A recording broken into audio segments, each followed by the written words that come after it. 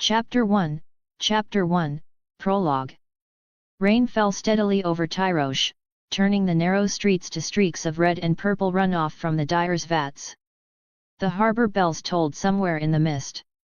In a small rented room above a dockside tavern, Sarah Waters laboured. The chamber was plain cracked plaster walls, a narrow bed, one smoking candle. Only a midwife with rolled sleeves and a basin of steaming water. "Breathe," the woman urged. "Almost there." Sarah's silver-gold hair clung to her damp face. She bit down on cloth to keep her cries from carrying through the thin walls. She had survived in Tyrosh by keeping quiet. By not being noticed. Pain tore through her again. Then a child's cry filled the room. "A boy," the midwife said, wrapping him in linen. Sarah's hands trembled as the babe was placed against her chest. Silver hair, faint but clear. Violet eyes blinking against candlelight. She brushed her thumb against his cheek. "Damon," she whispered. The midwife paused. That name. Damon Blackfyre. It was spoken softly. Sarah's breathing began to thin. Too much blood soaked the sheets beneath her. "Stay with me," the midwife muttered, pressing cloth to the wound. Sarah barely seemed to hear.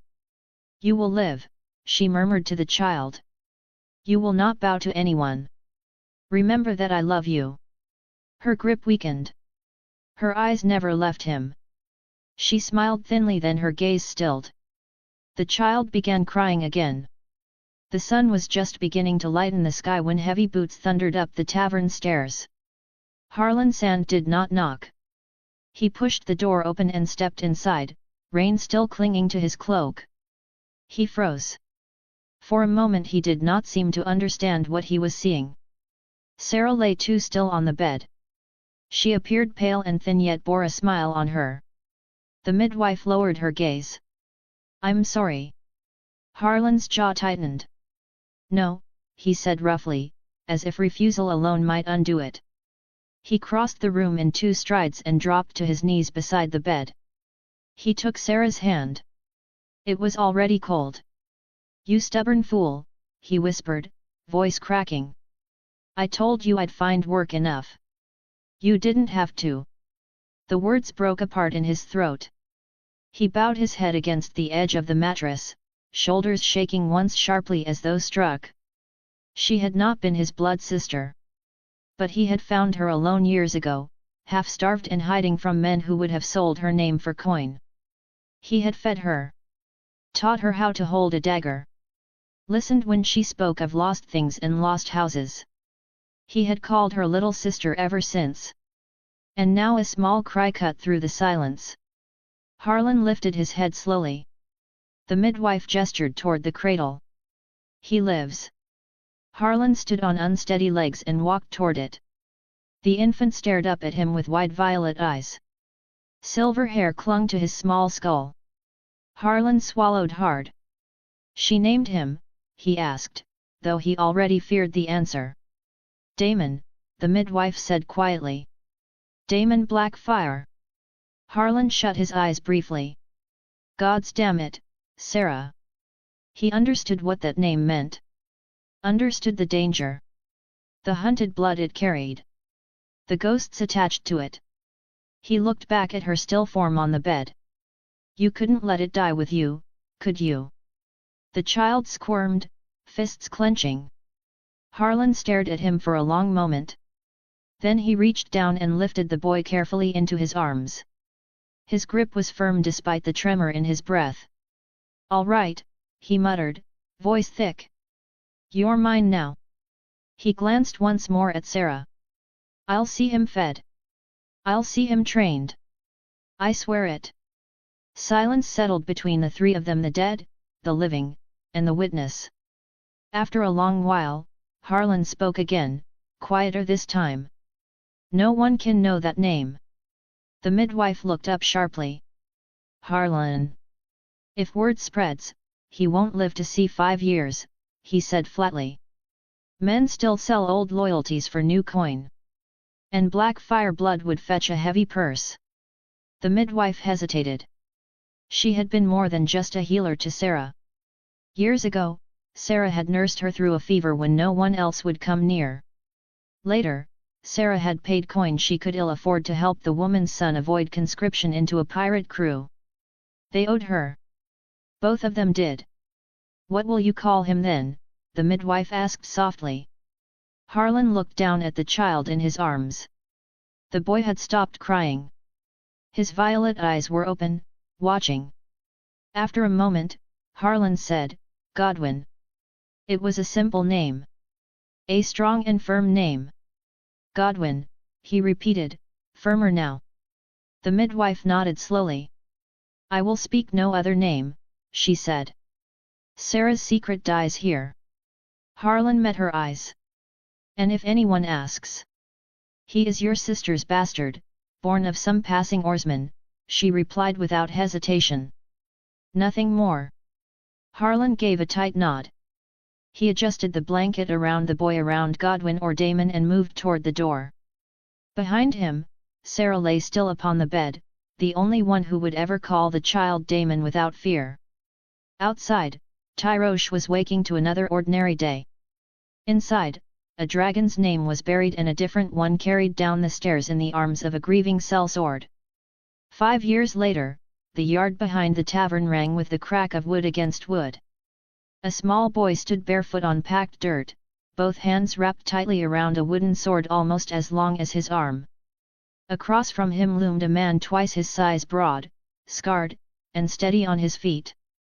Harlan swung first. The blow came fast and heavy. The boy met it cleanly. Wood struck wood with a sharp snap. The child shifted his footing, angled his wrists, and slid the force away instead of meeting it head-on.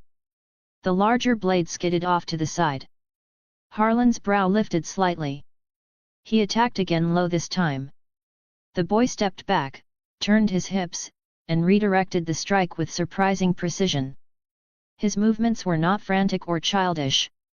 They were measured, controlled, graceful in a quiet way, like a practiced dance, yet grounded, deliberate, like soldiers marching in step. "You've gotten better, boy," Harlan said, circling him. He lunged without warning. The child parried again and twisted his blade, forcing Harlan to adjust or lose grip. Harlan disengaged with a short huff of breath. "Kids your age shouldn't be able to keep up with grown men," he muttered. It had only been a month since he'd begun teaching him properly. At first it had been play sticks in the alley, harmless taps. But once Harlan showed him structure, the boy absorbed it like dry ground drinking rain. He corrected mistakes after seeing them once. It unsettled him. The boy lowered his blade slightly but did not drop his guard. "That's because I'm not like other children, uncle," he said calmly. Harlan snorted. "Every child thinks that." The boy's violet eyes held steady. There was no arrogance in them. Only certainty. He was Damon Blackfyre by birth. But to the world and to most who knew him he was Godwin, the orphaned bastard Harlan had taken in. "Again," the boy said. Harlan hesitated, then swung harder this time. The impact jolted up the child's arms, but he did not lose footing. He angled the strike aside and stepped inside Harlan's reach, tapping the man's ribs with the wooden blade. A clean hit. Harlan blinked. Then he laughed once, short and surprised. "Seven hells," he muttered. The boy stepped back immediately, lowering the sword this time. "All right," Harlan said, raising a hand. "That's enough for today." The child nodded without complaint. No whining. No boasting. Just a small exhale as he lowered the wooden sword and rolled his shoulders once, already thinking. Always thinking. Harlan studied him quietly. 5 years old, capable of making out on the works. Sarah's blood showed in his hair and eyes. "Come on," Harlan said gruffly. "Wash up. Then we'll eat." The boy turned toward the tavern steps, wooden sword still in hand. Behind him, Harlan watched in silence. He had meant to teach the child how to survive. Instead, he was beginning to wonder what exactly he was raising.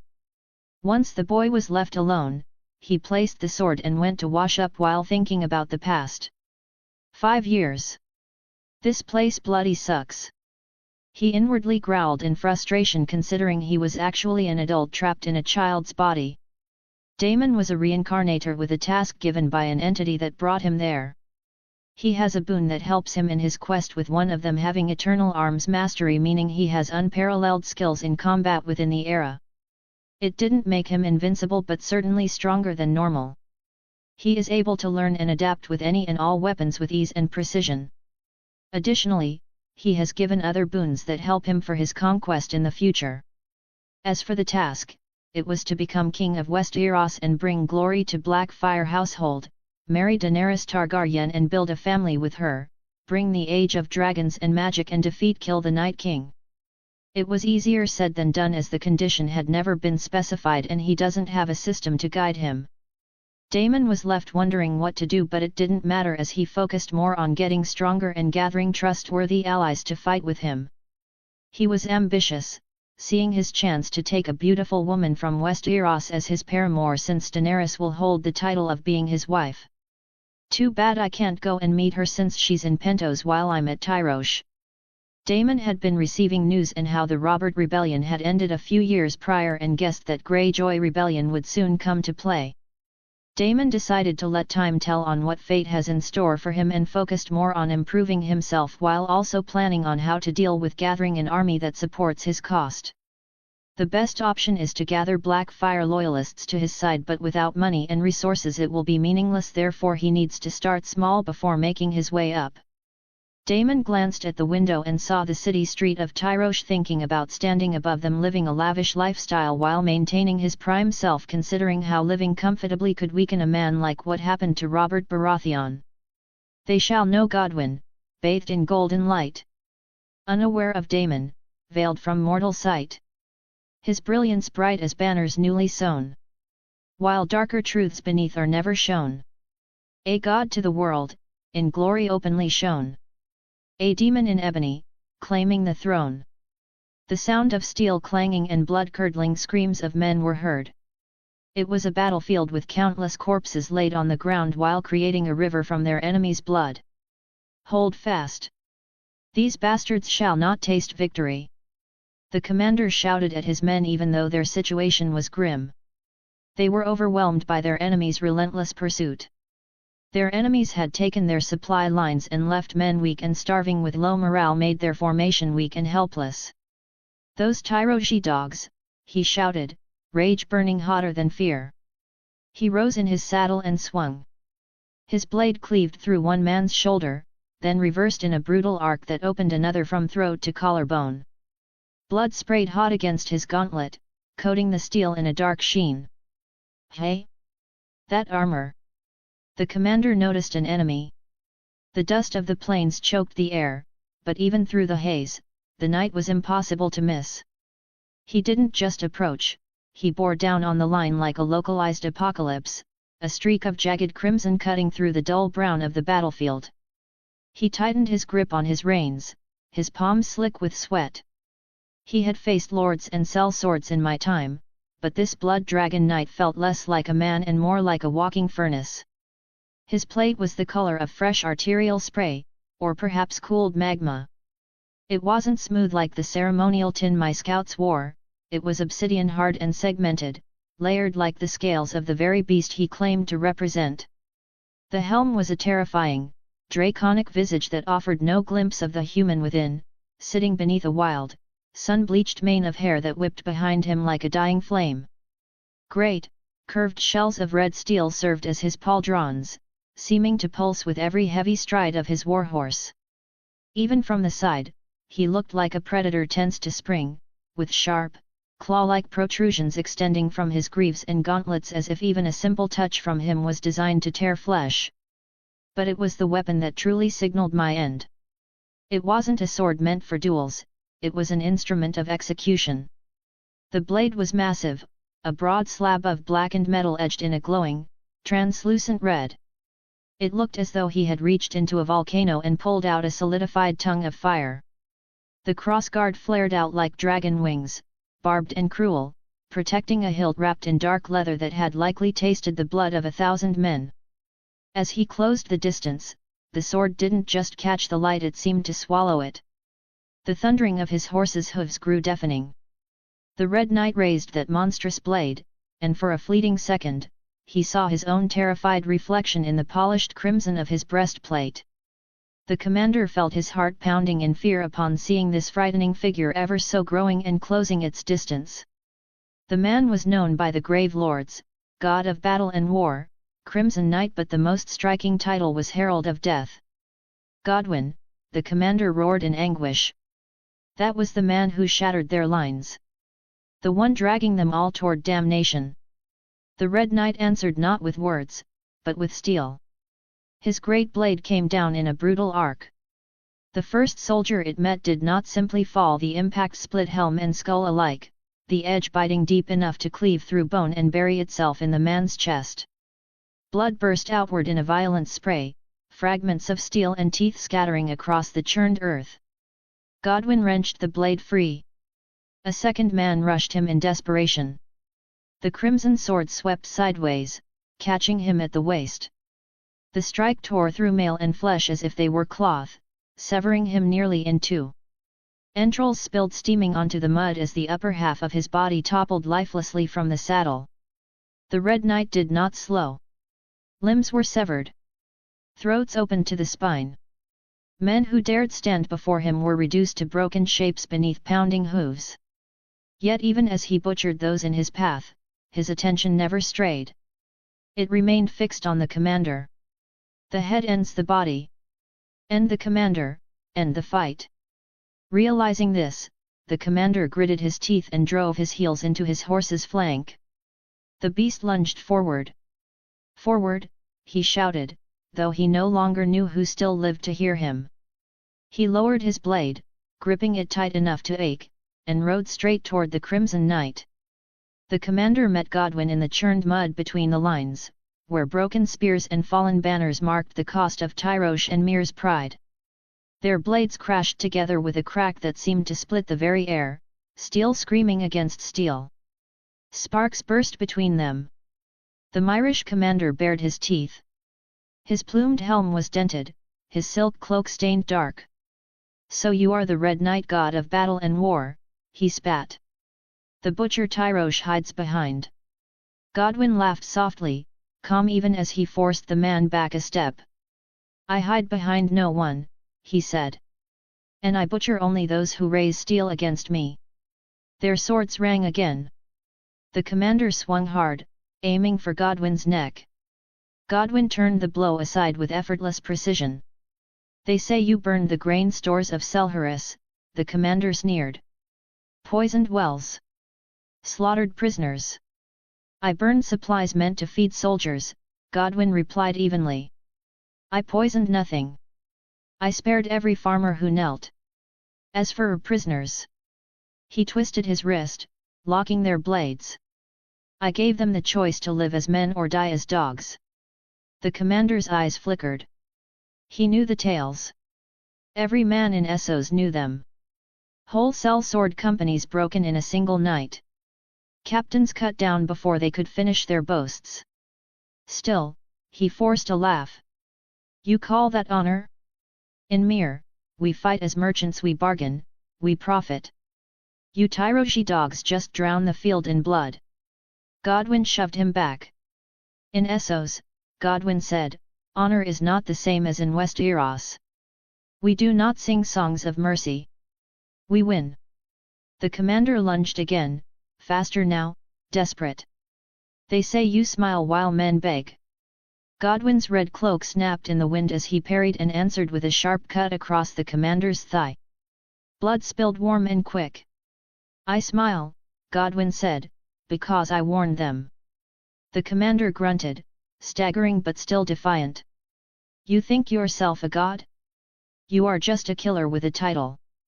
"And you," Godwin replied, eyes cold, "are a commander who sends boys to die for coin."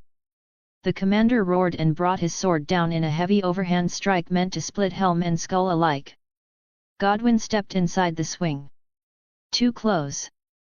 Too fast. Their blades locked once more, then Godwin twisted, slid free, and drove his pommel into the man's face. Bone cracked. Teeth scattered into the mud. The commander fell to one knee, blood pouring from his mouth. "You fear me," Godwin said quietly. The commander coughed red and forced a grin through broken teeth. "Fear? I fear no man. I just see what you are." "And what is that?" "A monster." Godwin tilted his head slightly. "No," he said. "I am your enemy." The commander tried to rise, swinging blindly. Godwin stepped aside, seized the opening, and with one clean, decisive stroke drove his blade through the gap beneath the man's raised arm. Steel punched through mail, flesh, and lung. The commander gasped, eyes wide. Godwin leaned close so only he could hear. "I have never harmed the innocent," he said softly. "Remember that when you meet whatever God's mere praise to." He withdrew the blade in a smooth motion. The commander collapsed into the blood-soaked earth, life spilling out beneath him as the clash of Tyrosh and Mir raged on. Godwin grabbed the decapitated head of his enemy commander, then stabbed his sword, then removed his helmet, revealing handsome with flawless skin and silver hair along with purple eyes. A Valyrian trait. His red cloak trailing behind him like a banner of war as he raised the head of his enemy, showing that they had won. The fact he removed his helmet despite the battle made it more terrifying, showing that he does not feel any shade of doubt of his victory, only shadowed by certainty. Chapter 2, Exiled Dragon. The battlefield that had moments ago roared with clashing steel and tearing flesh fell into a strange, heavy lull. Men paused mid-swing. Horses shrieked and reared. Even those far from the fallen commander felt the shift, as if the wind itself had changed direction. Their instinct told them that their commander was dead. The Myrish line wavered, causing their shields to be lowered and men to step back. What had stood as an organized formation now trembled on the edge of collapse. Daemon stood at the center of it all, crimson armor drenched darker by blood. His blade hung at his side, dripping steadily into the mud. One of his captains rode up behind him. "Lord Godwin." Daemon did not look back. "Spread the word," he said coldly. "Their commander is dead." The cry echoed outward. "The commander has fallen." Panic ignited. Some Myrish soldiers dropped their swords at once, falling to their knees in the blood-soaked earth. Others hesitated.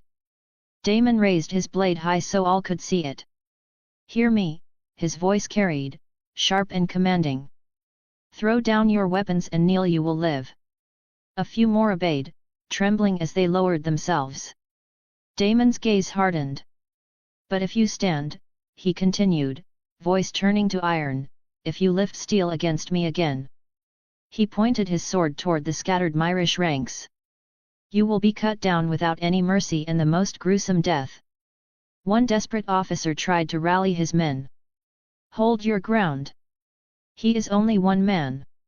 Daemon's horse surged forward before the words finished leaving the man's mouth. The crimson blade flashed once. The officer's head struck the mud a heartbeat later. Daemon looked over the kneeling prisoners. "Bind them," he ordered calmly. "Feed them. They are soldiers, not cattle. I respect them to fighting valiantly against us." Then his eyes shifted to those still fleeing, still resisting. "Chase the rest," he said, voice devoid of warmth. "Break them. Let Mir remember this field." His men answered with a roar. Around him, some still called out, "Godwin! Godwin!" But beneath the crimson helm, the man they followed was Daemon. And on that field, mercy was a choice he allowed only once. The sound of music, drunken laughter, and loud boasts filled the night as Daemon's army celebrated their victory. Torches burned bright across the Tyroshi encampment. Barrels of wine were rolled open.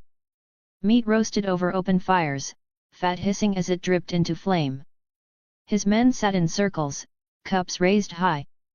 "I split him from shoulder to hip," one soldier bragged, slamming his mug down. Never seen a man fold so clean. You call that a kill, another barked with a laugh. I knocked one off his horse and trampled him myself. Horse did half the work, but I'll take the credit. A third leaned forward, grinning wide. Did you see when Godwin cut their commander down? I swear the Myrish line broke before the body hit the ground. Someone muttered. Once he rides, it's already over. Women provided by their client courtesans and camp followers from Tyrosh moved among the soldiers, pouring wine, laughing at crude jokes, rewarding victory with warm company. The Archon of Tyrosh had been generous in celebration of reclaiming a portion of the disputed lands. At the center of a grand pavilion sat Damon. He had not removed his armor. Crimson plates still bore the marks of battle, darkened where blood had dried. A fine Tyroshi wine rested in his hand, untouched for long stretches before he took a measured sip. Across from him sat the Archon of Tyrosh, draped in bright silks dyed in the city's famous hues. You have done Tyrosh a great service, the Archon said smoothly. Mir will think twice before contesting us again. Damon's gaze remained steady. Whether they learn is another matter. The Archon smiled thinly. You are direct, as always. Godwin. Around Damon lounged two of the finest women Tyrosh could offer, adorned in jewels and sheer silks, their laughter soft as they leaned near him. One traced a finger lightly along the edge of his armored gauntlet. My lord does not celebrate, she asked gently. I do, Damon replied, voice calm. In my own way. He did not touch them. They were beautiful, carefully chosen, perfumed, skilled in their craft, but they stirred nothing in him. His mind was elsewhere. Why would he put his cock on a destroyed cunt? Though, their exception, but he dislikes what he acquires to be stolen from him. These whores were far too cheap to be a woman worthy of the Blackfyre name. Outside the pavilion, another roar of laughter rose. I saw him ride straight through them, a soldier shouted. They called him a demon before they died. Damon ignored what the people spoke about him and turned to the Archons of Tyrosh. Now, Damon said evenly, tell me if you have done what I asked. Before the battle, during his meeting with the Tyrosh of Archon before the battle had given them a deal. He was willing to help them multiple times in exchange for fertile land close to the sea between Mir and Pentos with the addition of slaves as workers. They were in strong debate on this. He requested and understood his intention, but they accepted, considering making him an enemy was foolish. Damon had proven time and time again that messing with him won't end well, such as the time when he had nearly destroyed one of the slavers' bay when one dared tried to steal his slave from him. He was the Crimson Calamity. Whenever someone stirred the storm, then a calamity would soon follow. Damon was known for being cruel to his enemy and dare betray him while abundantly caring to his subordinate under him. Many claimed he saw him as king. That is why those who cherish him call Damon or his false name Godwin the Golden, as he shines brilliantly towards him. The Archon said carefully. I have honored our agreement. Damon's fingers rested lightly on the hilt of his blade. The Archon noticed. There is a small coastal town between Pentos and Mir, the Archon continued quickly. They owe Tyrosh a considerable debt. Payment was negotiated. Negotiated, Damon repeated. They are yours now, the Archon said. The land. The harbor. The surrounding fields. And the people bound to it. Every one of them shall be your slave, as agreed. Silence lingered. Damon studied him, sharp-eyed and unreadable. He hardly cared on the morality of acquiring slaves, only how they are treated where the problem lies. And Tyrosh will not contest this later, he asked. The Archon swallowed. Tyrosh keeps its bargains. Damon leaned back slightly, though his hand never left his blade. See that it does, he said calmly. Because if it does not. The Archon forced a tight smile. There will be no need for storms, my lord. Damon picked up his wine again. Good, he said. I prefer building to burning, gaze and his hand caressing the handle of his blade. The silence stretched just long enough to make the Archon sweat. Then, unexpectedly, Damon let out a quiet chuckle. You look as though I mean to slaughter you where you sit, he said, lifting his cup. I am not a madman. The Archon blinked. I do not kill without reason, Damon continued, almost amused. His gaze sharpened slightly. As long as Tyrosh does nothing foolish, we will have no quarrel. The tension in the pavilion eased at once. The Archon exhaled, shoulders lowering. Tyrosh has no desire to be foolish, the Archon replied quickly. You have our word and our continued support in your future endeavors. Damon studied him for a moment longer, then gave a small nod. The Archon raised his jeweled goblet high. To Godwin, he declared. May your lands prosper and your enemies tremble. The surrounding nobles echoed the toast, some more enthusiastically than others. To Godwin. To the Crimson Calamity. Damon lifted his wine at last. To profitable alliances, he said simply. The town folks awaited their fate as they had been taken by the Tyrosh and were sold off to a new lord and learned that it was Crimson Calamity. Fear filled their hearts as rumors of his cruelty had spread far and wide. However, this was simply propaganda against Damon since they were unable to harm him due to his cunning mind and combat skills. The people whispered among themselves as Tyroshi soldiers gathered them to greet their new lord. Tyroshi soldiers moved through the crowd, barking orders, forcing them into lines. Kneel when he arrives. Lower your eyes. They began to hear the sound of horses and saw the Golden Company army being led by a red-armored knight. The Tyroshi soldier tense up upon seeing the man who boldly fought in wars and had been drowned in his enemy blood that his armor rumored to have turned red because of it. Of course it is simply a tale, the truth is his armor was of Valyrian craftsmanship, having acquired it through his journey to become strong. He traveled into the Valyrian peninsula and barely made it out alive but managed to acquire a few interesting things. Large chunks of Valyrian steel and equipment. Beside these, there were nothing but dreary places to be in and house unexplained creatures residing in them. Damon pulled on the reins and his horse came to a slow halt before the gathered townsfolk. They were thin and frail. Faces hollow from poor harvests and poor treatment. Fear clouded their eyes. When he looked at them, they dropped to their knees almost as one, foreheads nearly touching the dirt. Not respect but of fear. Damon's jaw tightened. Stand up, he said. No one moved. I said stand. The Tyroshi soldiers glanced at one another. A few of the townsfolk hesitated before slowly rising to their feet. One old man trembled. My lord, we submit. Damon's voice hardened. I did not ask you to kneel. Silence fell over the square. I have not earned your respect, he continued. So do not offer me false gestures. The people looked at him in confusion. I dislike seeing those who are not my enemies kneel out of fear, Damon said plainly. If you kneel, kneel because you choose to. Not because you are afraid I will kill you. A murmur passed through the crowd. He let his gaze sweep across them all. From this day forward, he declared, voice carrying across the square, you are mine. The word hung heavy but not cruel. My people. My responsibility. Some lifted their heads slightly. Work well. Serve faithfully. You will be fed. Protected. Rewarded. His tone shifted, colder now. But if any of you raise a hand against me. His hand rested lightly on the hilt of his sword.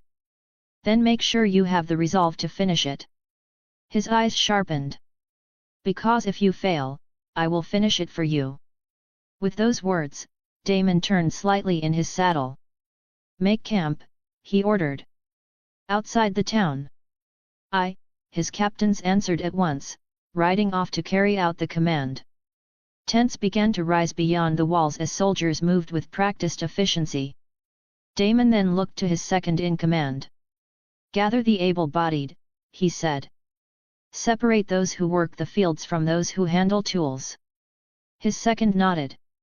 You plan to put them to work immediately? Yes, Damon replied.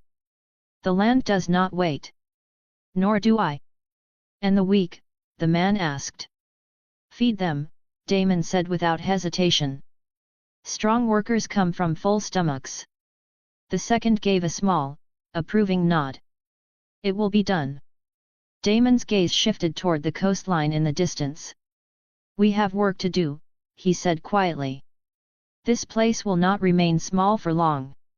And so it proved. In the months that followed, Damon used knowledge not native to this world, ideas drawn from another life, from tales of other worlders who reshaped kingdoms with simple understanding. He did the same. He began with the land.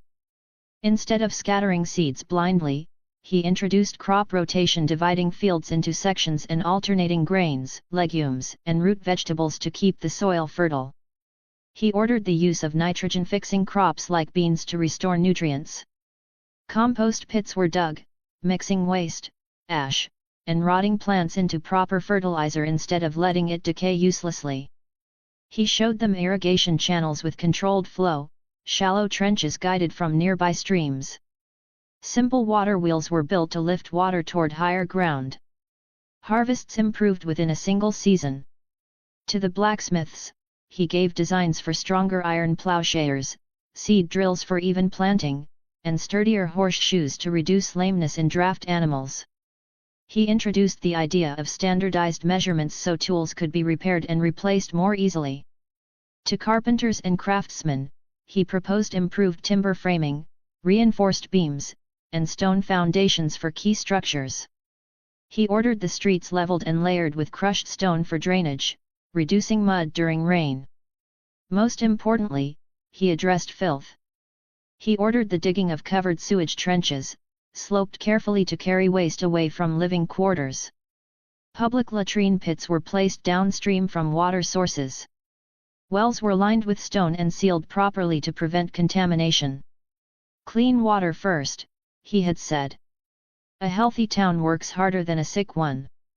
He organized labor shifts, divided tasks clearly, and recorded supplies in simple written ledgers, early forms of inventory management that reduced theft and waste. Storage barns were raised with ventilation to prevent mold. He encouraged the salting and drying of meat for preservation. Fishing along the coast was expanded using larger nets and simple boat reinforcements. He even established a small market square, encouraging controlled trade rather than hoarding. As promised, he paid fairly. Workers who met quotas received extra grain or coins. Skilled craftsmen earned more. Families of injured laborers were supported instead of discarded. Word spread quickly. Under their previous lord, they had been drained.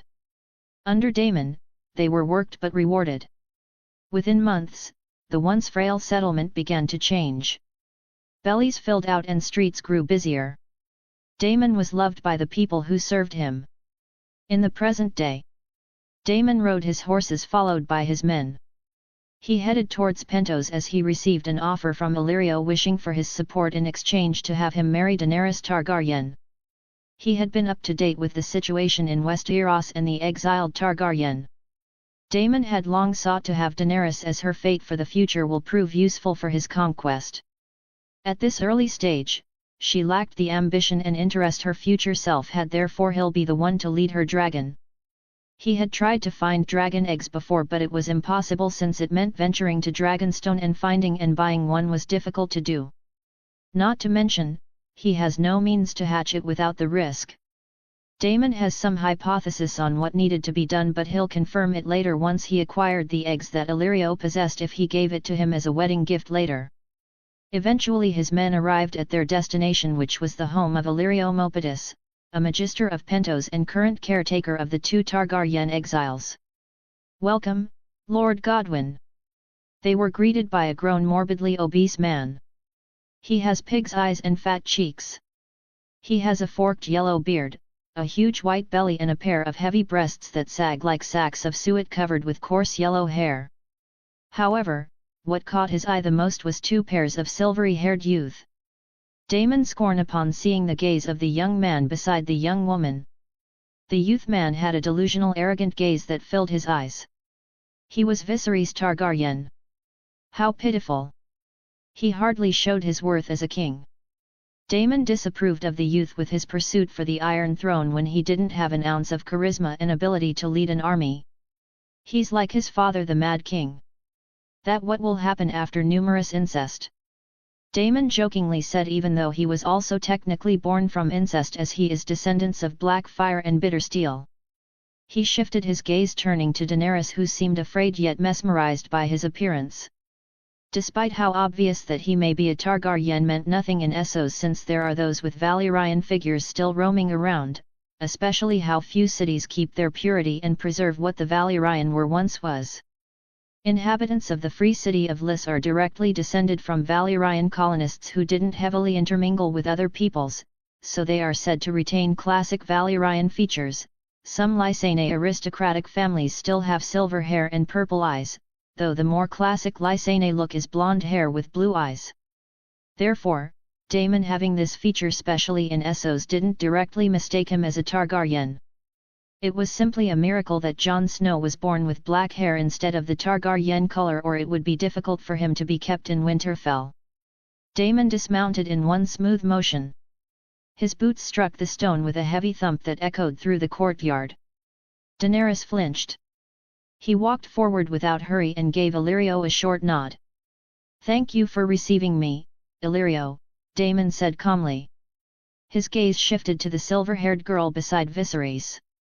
"And this is my bride-to-be." He stood tall before her, his crimson armor catching the light. He noticed the way her breathing quickened, the way her hands tightened slightly at her sides. She was afraid and young, and fully aware that her future stood in front of her. Before Illyrio could answer, Viserys stepped forward, chin lifted high. "And I am your soon-to-be king," Viserys declared. "You would do well to remember that. Keep your end of our bargain. Serve me faithfully, and I will reward you when I take back my throne." Daemon looked at him. For a brief moment, silence lingered.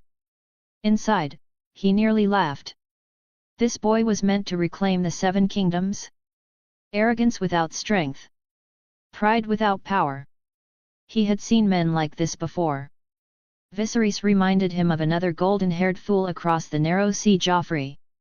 A perfect pair, he thought. Outwardly, however, Daemon only inclined his head slightly. "Of course," he said evenly. "I look forward to seeing your reign." Chapter 3, Daenerys Stormborn. Okay, I kinda gloss over how massive his army is. I'll try to explain it in later chapters. In chapter 6 or 7. I intend to make my MC to head to Sothorios and gather resources, then to Slaver Bay for Unsullied, then back. He needs to prepare for not only his conquest but his battle with the other. Note, I upscale the White Walker because the TV show was shit and disrespectful of how much of a threat that MF was. Anyway, enjoy. Daenerys Targaryen had no memories of the home she was born to. She was born on Dragonstone during a great storm, as her family's dynasty fell. Her father, King Aerys II Targaryen, was killed in King's Landing before she ever knew him. Her mother died bringing her into the world. By the time she could walk, the Iron Throne already belonged to another. She and her brother Viserys were taken across the narrow sea to Essos, passed from one free city to another. Bravus. Mir. Tyrosh. Kohor. Pentos.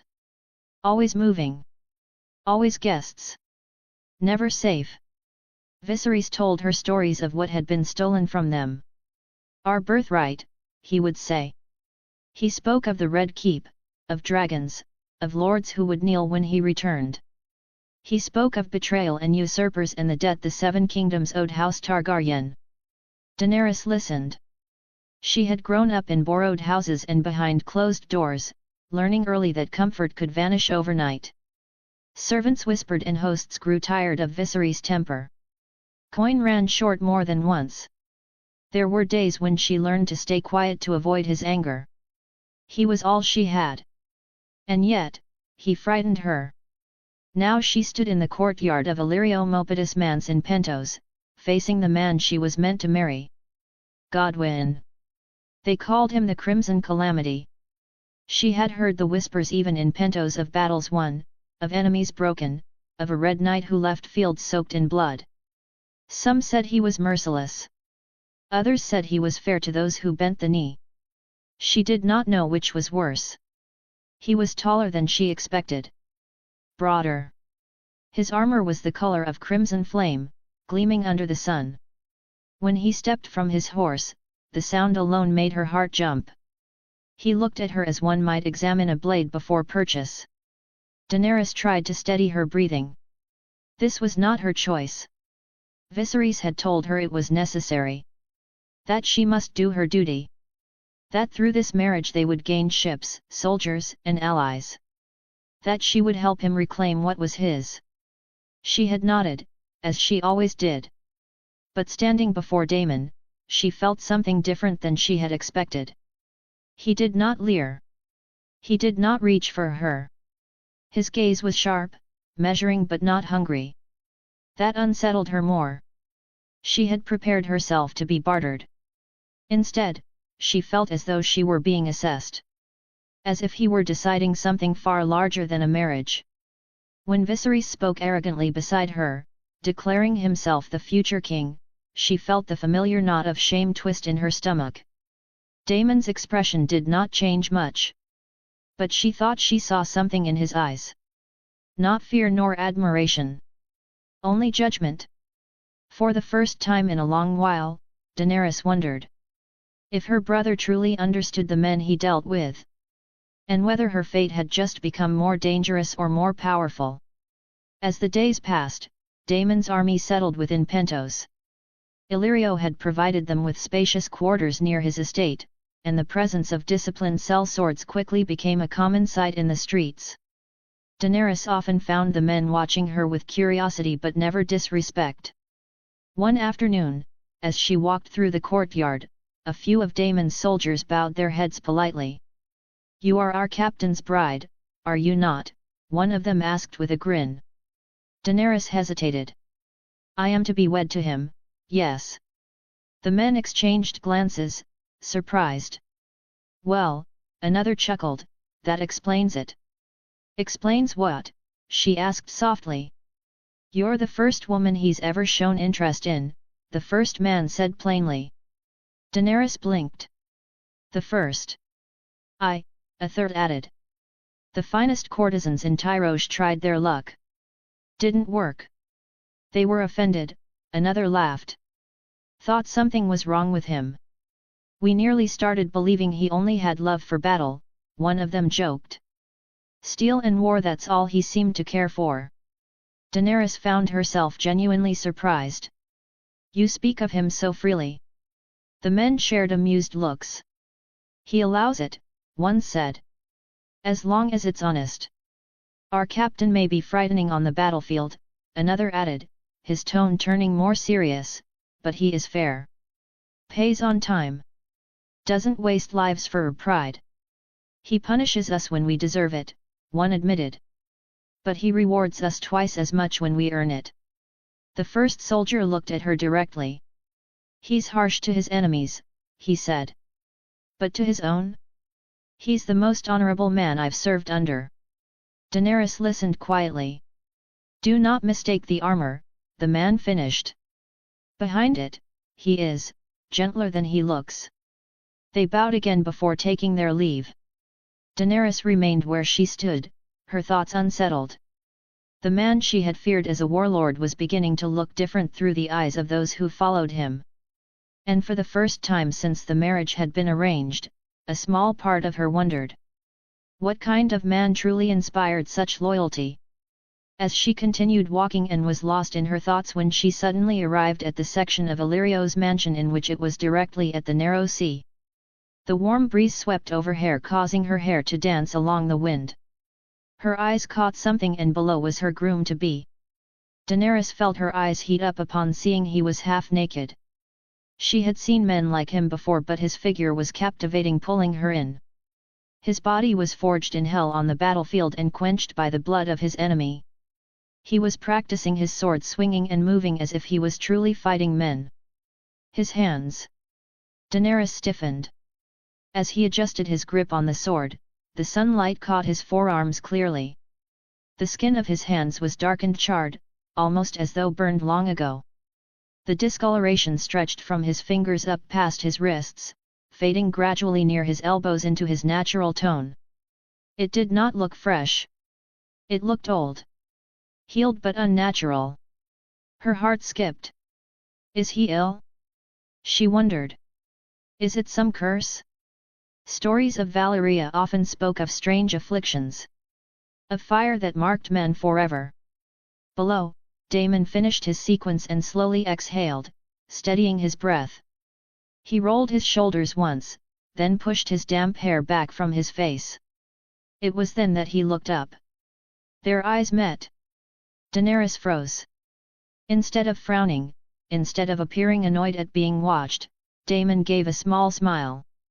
He lowered his sword and called up to her calmly. Lady Daenerys. She straightened at once. I did not mean to interrupt, she said quickly. You did not, he replied. Give me a moment. He sheathed his blade and began walking toward the stairs that led up to the balcony. Wait for me, he added. Once he arrived, wiped his face with a nearby towel, and Daenerys was dangerously close to him, sniffing the smell that was pleasantly pungent. She held her breath each time she looked at him, seeing how he was attractive, especially his Valyrian features. She had heard that Daemon might be a descendant of a surviving Valyrian, with few mistake him to be Targaryen, but such a thing was simply not possible. Do you often do this? Daenerys asked inwardly, scolding herself for speaking rather than let him speak. I do, he replied calmly. His voice was deep, slightly rough, yet steady. It would be foolish to neglect one's body. He folded the cloth neatly before setting it aside. A blade dulls if left unattended, he continued. So does a man. His gaze shifted to her briefly. Strength must be maintained. Improved. Daemon spoke with his deep and raspy voice that had enchanted many maidens before. He gestured toward the stone bench beside him. Sit, he said gently. Daenerys hesitated only a moment before lowering herself beside him, careful to keep a modest distance. Daemon turned slightly and called toward the doorway. Bring us something light to eat. Yes, my lord, a servant answered before hurrying away. For a brief moment, only the sound of the sea filled the silence between them. Daemon rested his forearms on his knees, posture relaxed. How has your day been, Lady Daenerys? He asked. The question caught her off guard. It has been quiet, she answered softly. I walked through the gardens. Do you enjoy gardens? He asked. Yes, she said after a small pause. They are peaceful. He nodded. Peace is rare. And what else do you enjoy? He continued. Music? Stories? Writing? She blinked, surprised again by the simplicity of his questions. I like stories, she admitted. Of old Valyria. Of dragons. A faint smile touched his lips. I do as well. You and I may be descendants of the once prosperous Valyria. He said, his eyes studied her briefly before he looked back toward the sea. And you? She asked quietly, gathering a bit of courage. What do you enjoy, my lord? He considered the question. Adventure, he answered. I like the thrill of discovering something new and going beyond what is normal. The servant returned with fruit, bread, and watered wine, placing them carefully before the pair before retreating once more. Daemon poured for her first. You should eat, he said. As they ate, Daenerys found her gaze drifting again, this time to his hands. The darkened skin was more visible up close. It was not dirt. Not shadow. It looked like something fire had claimed and failed to consume. Wondering why my hands are like this? Daemon asked calmly. She startled. I apologize, she said quickly. If it is a sensitive matter, I did not mean to offend you. She expected his expression to harden. Instead, he laughed softly. You should not be so timid, he said. Curiosity is not an insult. He lifted one hand slightly, studying it himself. The tale behind this is unpleasant, he admitted. But thrilling. Daenerys listened closely. It happened when I traveled to the ruins of Valyria. Her breath caught. Valyria, she repeated. Few dared even speak of it lightly. The doom had shattered the heart of the dragon lords. The peninsula was said to be cursed, smoking mountains, poisoned air, creatures twisted by fire and magic. Most who sailed there never returned. She had heard wild stories of men claiming to have seen its shores and lived. Sailors whispered of one such tale involving a reaver who boasted of treasures taken from the ruins. Most dismissed such claims as madness. You went there? She asked quietly. I did, Daemon replied simply. He took a small bite of fruit before continuing. The land is dead. Black stone broken and melted. The air tastes wrong. At night, you hear things. His voice did not dramatize it. That made it worse. There are places where the ground is still warm, he said.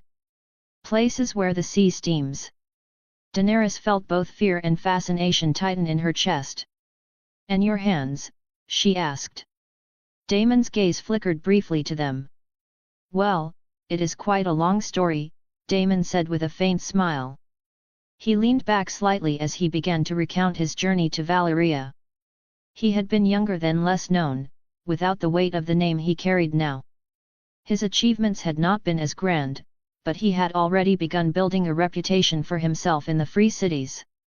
A wealthy merchant in Tyrosh funded the expedition, Daemon explained.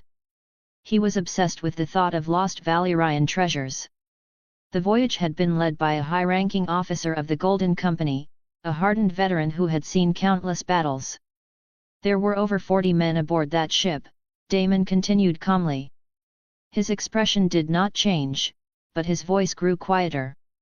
When we returned, only 5 of us remained. Daenerys' fingers tightened slightly in her lap. 5, he repeated. Myself included. Those 4 survivors had stayed by his side ever since. They had faced death together in the smoking ruins and lived when all others perished. The men who survived with me became my commanders, Daemon said. We forged something stronger than loyalty that day. A brotherhood, he finished simply. Daemon continued, his voice steady as he described the land itself. Valyria is not simply ruins, he said. It is a graveyard that still breathes. He spoke of blackened soil that crumbled like ash beneath their boots, warm to the touch as if fire still smoldered deep below. The air had been thick with sulfur and smoke, stinging the eyes and burning the lungs. Even the sea near its shores had seemed wrong, they were clouded and strangely still. The sky is never truly clear there, he went on. Ash drifts like snow, and the ground splits without warning. He described broken roads of fused black stone, smooth and twisted as though melted by dragon flame. Towering spires that were once proud and impossibly tall now leaned at unnatural angles, half collapsed and swallowed by creeping vines and strange, pale growths that clung to the stone. There had been statues too. Great dragons carved from dark stone, some toppled, others cracked down the middle. Empty archways led into silent halls where the walls shimmered faintly in the dim light, edged with glyphs none of them could fully understand. Daenerys listened without blinking. It was the homeland of her ancestors reduced to smoke and shadow. I spared you the worst of it, Daemon admitted quietly. Many did not die by blade.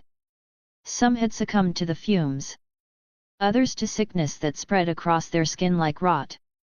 A few had simply vanished into the mist between the broken towers, their screams echoing long after they were gone. And then there were the creatures, he added. His expression hardened slightly. I will not trouble you with their full description.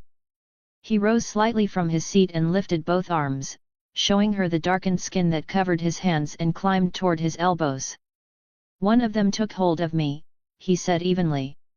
It tore at my arms. Daenerys' breath caught. I thought I had lost them, he admitted. Both. His gaze remained calm. But I killed it before it could finish the task. He lowered his arms. The land itself is cursed. Whatever still lives there, it is not meant for men. And yet, he had walked away from it. Daenerys was quiet for a long moment before she finally asked, was it worth it? To risk your life for such a cursed place? Daemon considered her question. It was, he answered. And it was not. He leaned back slightly. I lost good men. But I did not return empty-handed. He told her of what they had salvaged: Valyrian steel blades buried beneath collapsed halls, armor fused yet salvageable, strange instruments of glass and metal untouched by time. There had also been sealed chests hidden deep within a fractured tower. Valyrian equipment and books, he said. Scrolls written in High Valyrian. Old dialect. It was rather difficult to piece together. You can read them? Daenerys asked softly. At first, no, he admitted. I only knew the common Low Valyrian of the free cities. But I compared the scripts. Matched repeated words. Names. Titles. He gave her a faint smirk. Over time, patterns reveal themselves. Then his expression shifted, something almost proud flickering in his violet eyes. He looked directly at her and spoke smoothly. Nike Valerio Upokubagans irises. Eventually, I succeeded in speaking High Valyrian. The words flowed effortlessly from his tongue, rich and precise. Daenerys stared at him, stunned. You speak it fluently, she breathed. He continued, his voice calm and measured. Sz Nike dr Mahatas, Nike Mstas. I was glad you were impressed with my words. Her heart quickened. His accent was near flawless, clear, noble. Not the broken High Valyrian spoken ceremonially in Pentos, but something older. Refined. Could you? She hesitated, then gathered her courage. Could you teach me? A small smile curved his lips. Migan Aosr, Nuhadria. If you desire it, my princess. He leaned slightly closer. Teaching my consort her ancestors' tongue is hardly a burden. His smile deepened. It would be my honor. For the next couple of weeks, Daenerys was taught by Daemon about High Valyria, and Viserys joined in, but was rather bitter that Daemon was able to gain treasure from the Valyrian ruins. Daemon tried to ignore him the best he could and simply trick the young prince that he'll do what he commands, considering he intends to invade Westeros once again. At the present day, Daemon saw Daenerys alone, humming, as she had begun to feel happy and warm ever since Daemon came to her life. He remained kind and caring, listening to her woes, even defended him when his brother tried to hurt her. She has expected him to be more forceful like other men behave, but he was like a brilliant sun shining upon her bleak life. Lost in her thoughts, she did not hear him approach. Daemon moved quietly behind her before speaking close to her ear. You seem happy. Daenerys jumped lightly in surprise, a small gasp escaping her. She turned quickly, then relaxed when she saw him. And immediately, she smiled. Daenerys straightened slightly, smoothing her dress. My lord, she greeted softly. Is there something you need? Is there anything I can do for you? Daemon smiled at her formality. I only wished to see you, he said. Our wedding is next week. I thought, perhaps we might do something before then. Something just for us. Her curiosity lit her eyes. What did you have in mind? I plan to explore Pentos, he replied. Properly. Not as a guest under guard. I thought you might join me. She blinked in surprise. Explore, on your own, she asked. Would that not be dangerous? Daemon laughed quietly. Dangerous? He stepped a little closer, amused. You forget who I am. Daenerys flushed faintly. Of course she had not forgotten. He had walked through Valyria and lived. He commanded hardened men who would follow him into death without hesitation. He was a warrior feared in battle, and more than capable of protecting her from any threat Pentos could offer. Her blush deepened as she realized her worry had been unnecessary. Daenerys quickly lowered her gaze. "I apologize," she said. "I did not mean to doubt you." "You did not," Daemon replied gently. She hesitated before asking, "Do you intend to slip past the guards?" A playful look crossed his face. "I have already spoken to Illyrio," he said. He agreed, though not without conditions. That eased her worry at once. "Thank you," she said sincerely. "Not just for the outing, but for thinking ahead. For making it proper." Daemon offered his arm to her. "Shall we?" Her heart fluttered. She carefully wrapped her arms around his, feeling the solid warmth of him beneath her touch. He adjusted his pace to hers without comment. Together, they began walking toward the gates, the late sun casting long golden light over Pentos. Chapter 4, Prophecy. Author notes, I posted the written chapters LMAO. Well, enjoy having 2 chapters in 2 weeks. I've read God Emperor of Planeto's fanfic and consider adding Needle and Relaina from Walden Ring as Jaime's bastard and Ned bastard. Any suggestion is much appreciated. I'll try to post a chapter every week at least. Daemon took Daenerys through the streets of Pentos, letting her see the city not as a sheltered guest but as one who might one day rule beside him. Pentos was one of the free cities of Essos, built along the coast of the narrow sea. Its pale brick buildings and flat rooftops reflected the sunlight, giving the city a soft, warm glow. High walls surrounded it, though much of its true strength came not from soldiers, but from trade and wealth. The city was ruled in name by a prince, chosen from among the noble families, though real power often rested with the Magister's rich merchant lords who controlled trade, ships, and coin. Pentos thrived on commerce. Spices, silks, wine, and exotic goods flowed through its harbors daily. Its markets were loud and colorful, filled with traders from across Essos. Daemon guided her past bustling plazas where merchants shouted in various dialects of Essos. They passed red-robed priests of the Lord of Light preaching to gathered crowds, sell swords boasting of distant battles, and slaves carrying goods through the streets, reminders that Pentos, though wealthy, still relied heavily on bondage.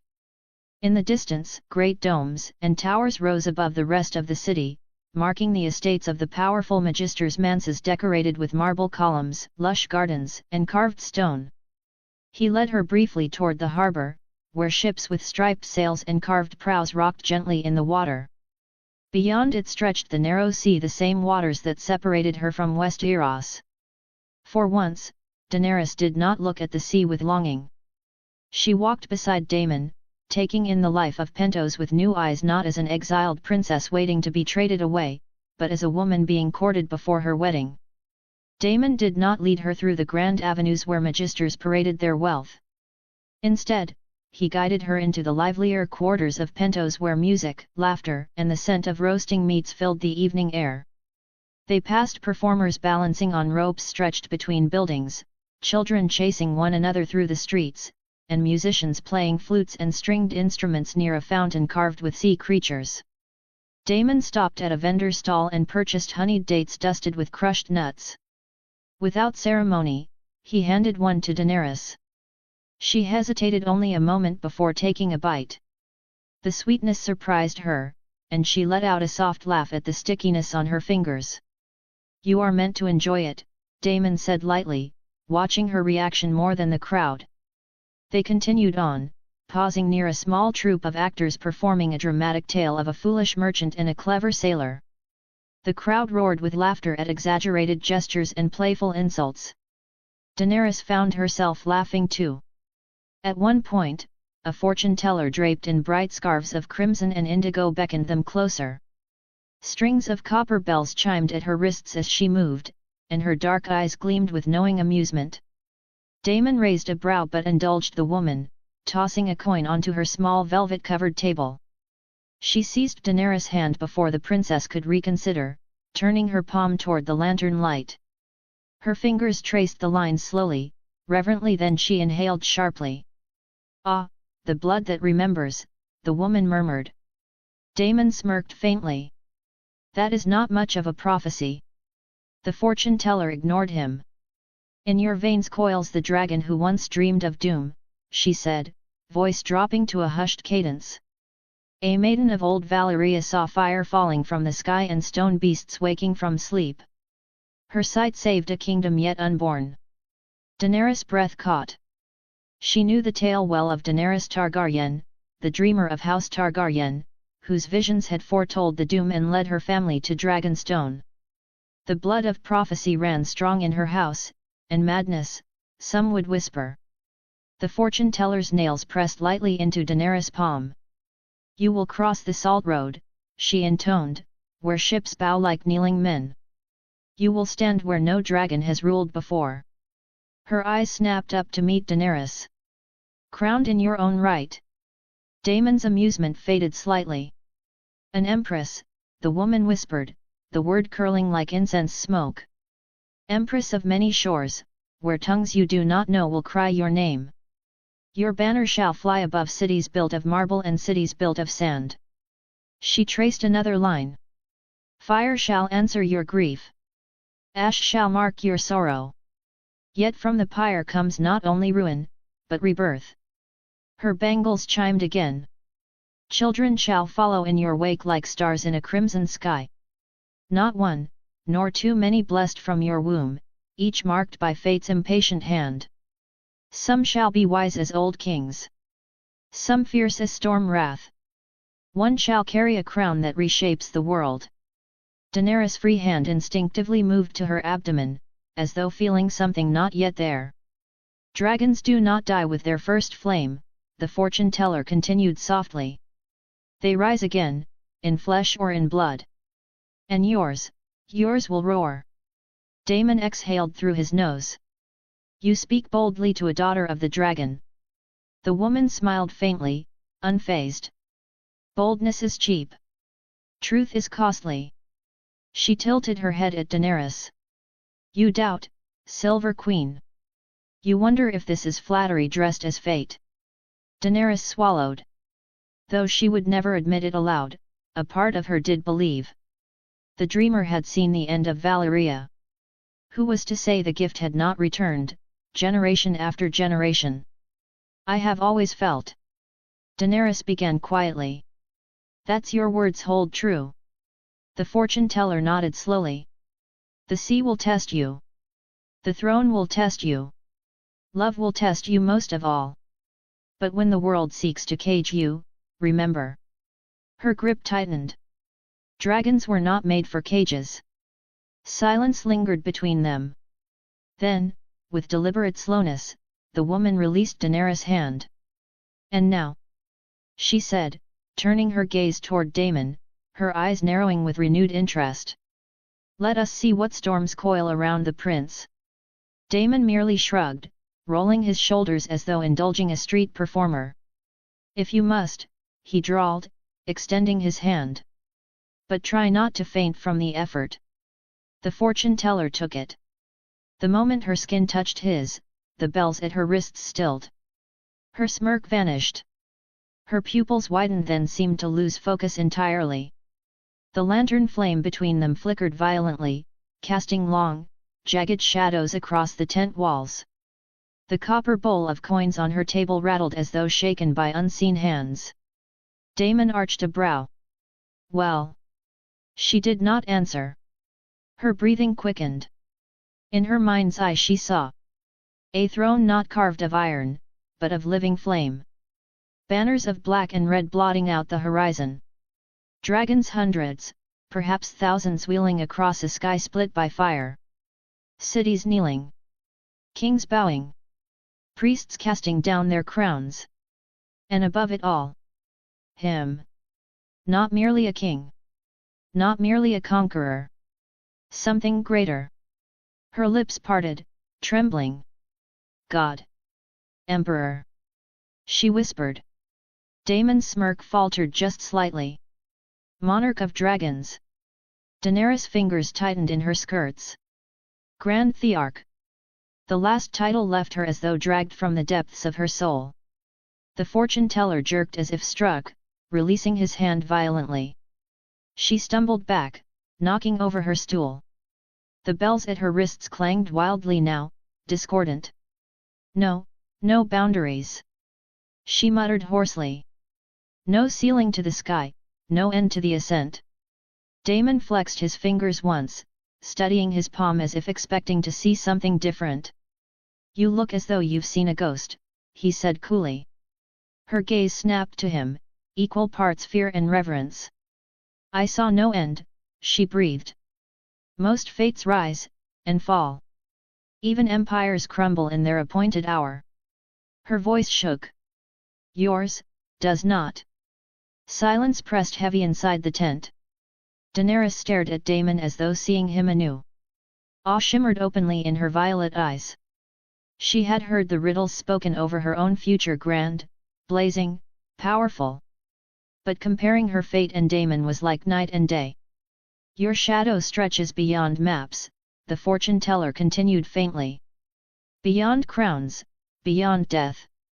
The world bends. She cut herself off abruptly, as though realizing she had already said too much. Daemon tilted his head, expression unreadable.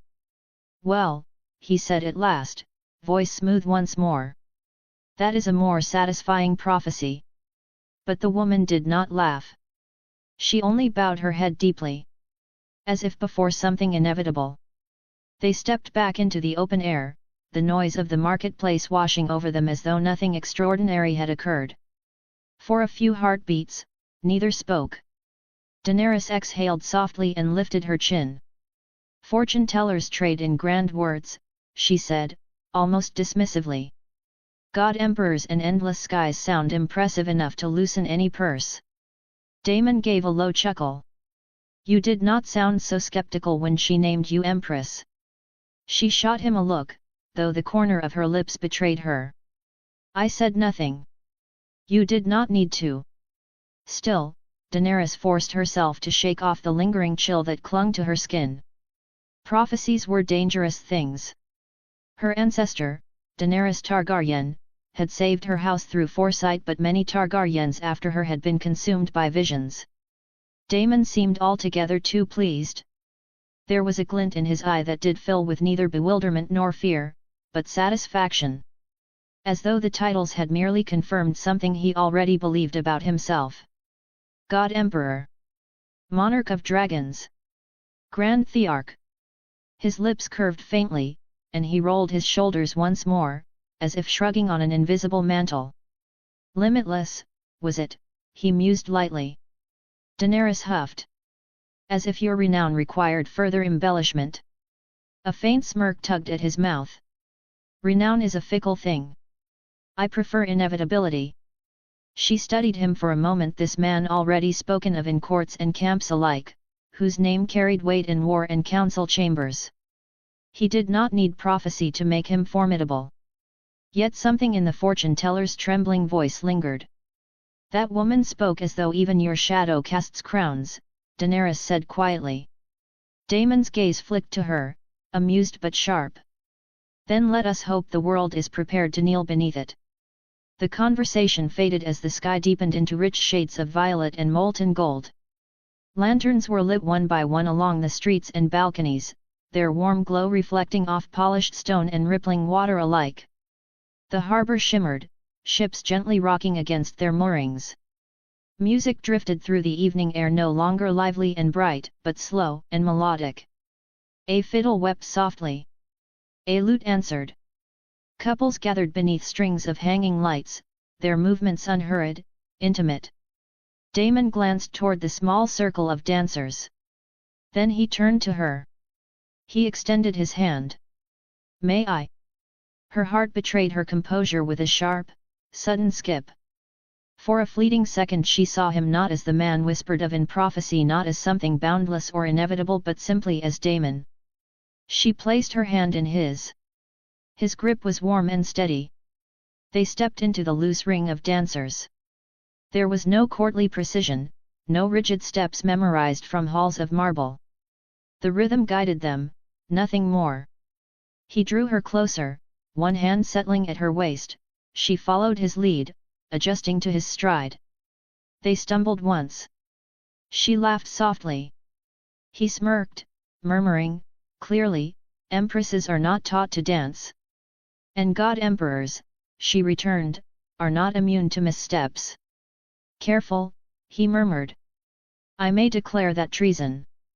The lantern light caught in her silver-gold hair as she turned.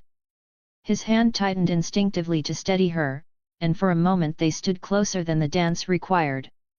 Only the sound of slow music, the distant crash of waves against stone, and the warmth of his palm against hers. If fate had spoken true, it could wait. Tonight, they would simply dance. Once the music faded and the lanterns burned low, Damon guided Daenerys back toward Illyrio's grand manse. The streets of Pentos had grown quieter, the noise of merchants replaced by the distant murmur of the sea. When they returned, the guards kept their distance. Soon, they found themselves alone on a high balcony overlooking the dark waters of the narrow sea. The moon hung full above them, silver light spilling across the waves. Endless stars scattered the sky like shards of crystal. For a while, neither spoke. I once read stories, Damon said at last, his voice quieter than before.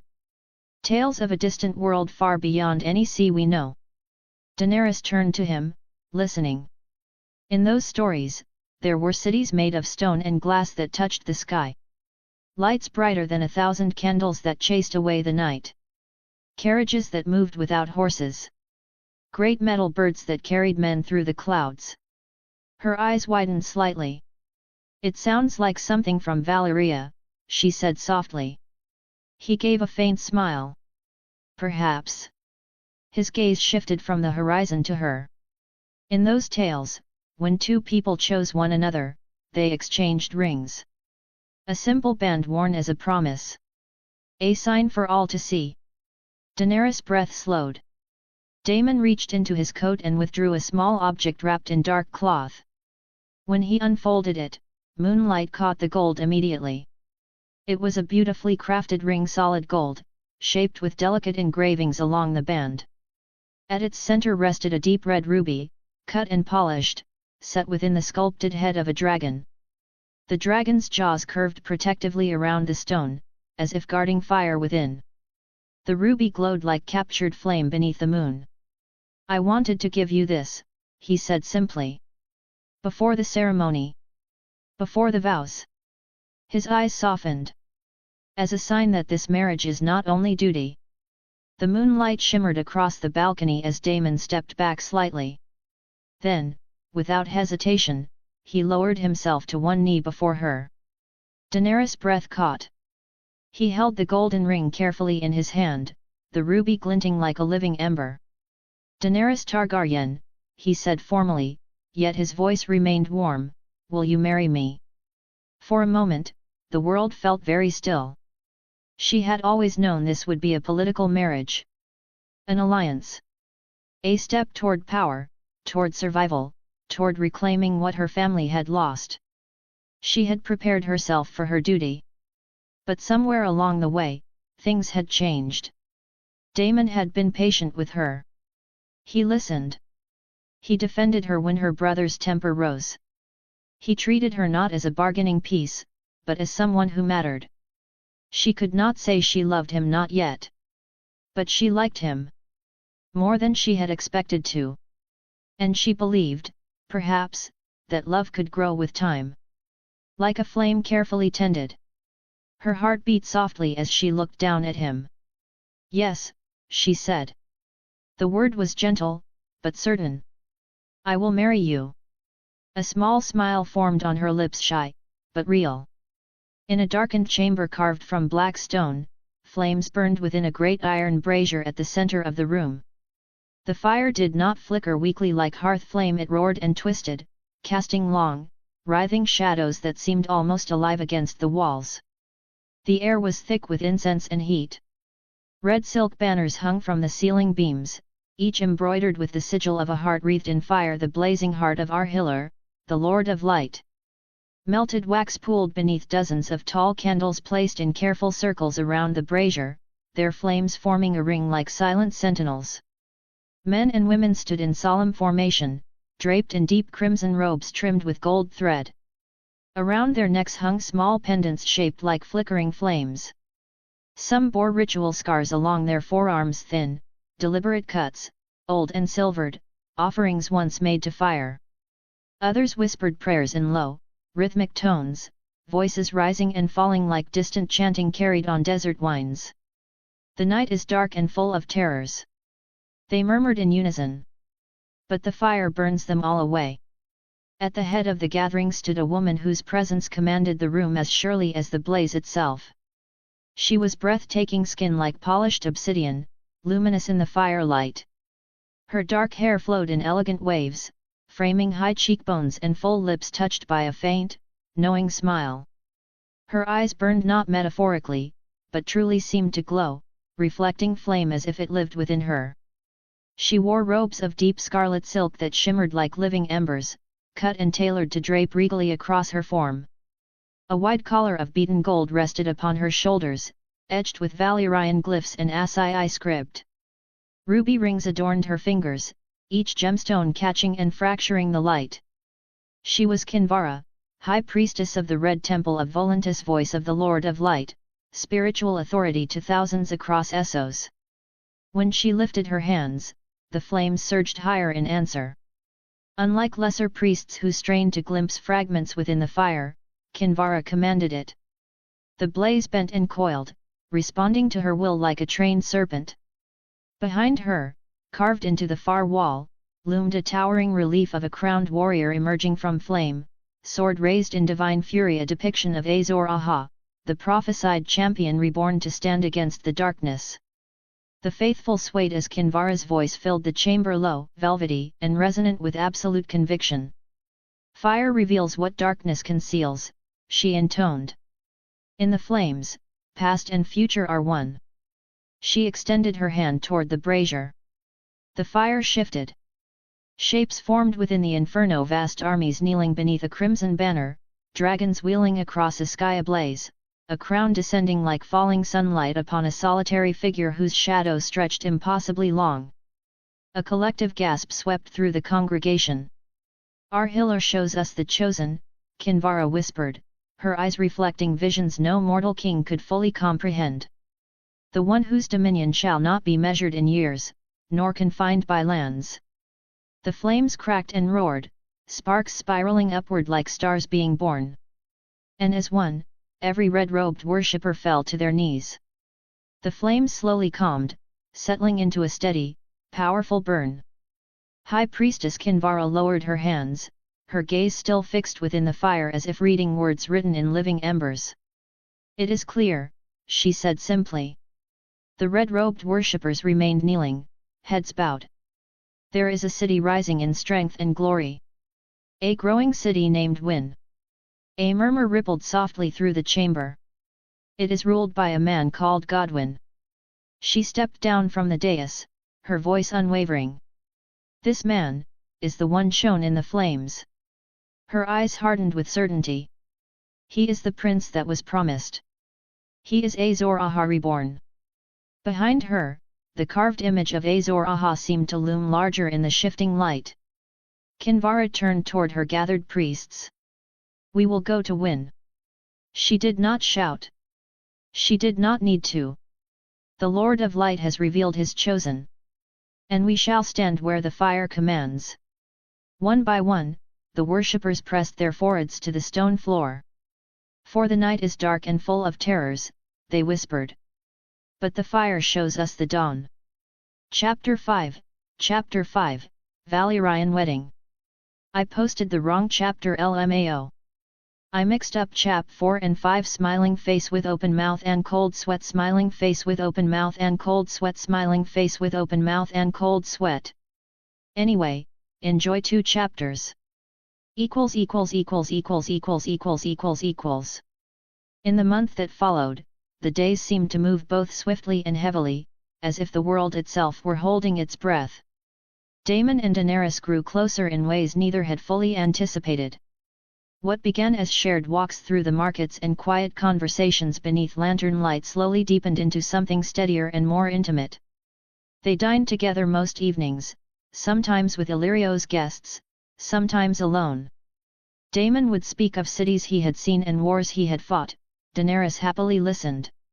He trained in the yard most mornings. She often watched. At first from a balcony. Later, from the shade near the walls. Their exchanges became easier and less guarded. There were fewer barbed remarks, more lingering looks. When he adjusted her grip on a dagger or corrected her stance, his hands would remain a heartbeat longer than necessary. She no longer pulled away. And she wore the ring. The golden band shaped like twin dragon tails rested openly upon her finger, the ruby set within the dragon's maw catching sunlight by day and firelight by night. Servants noticed. Whispers followed. Daenerys did not hide it. She had chosen. Meanwhile, Viserys attempted to assert himself as though he already wore a crown.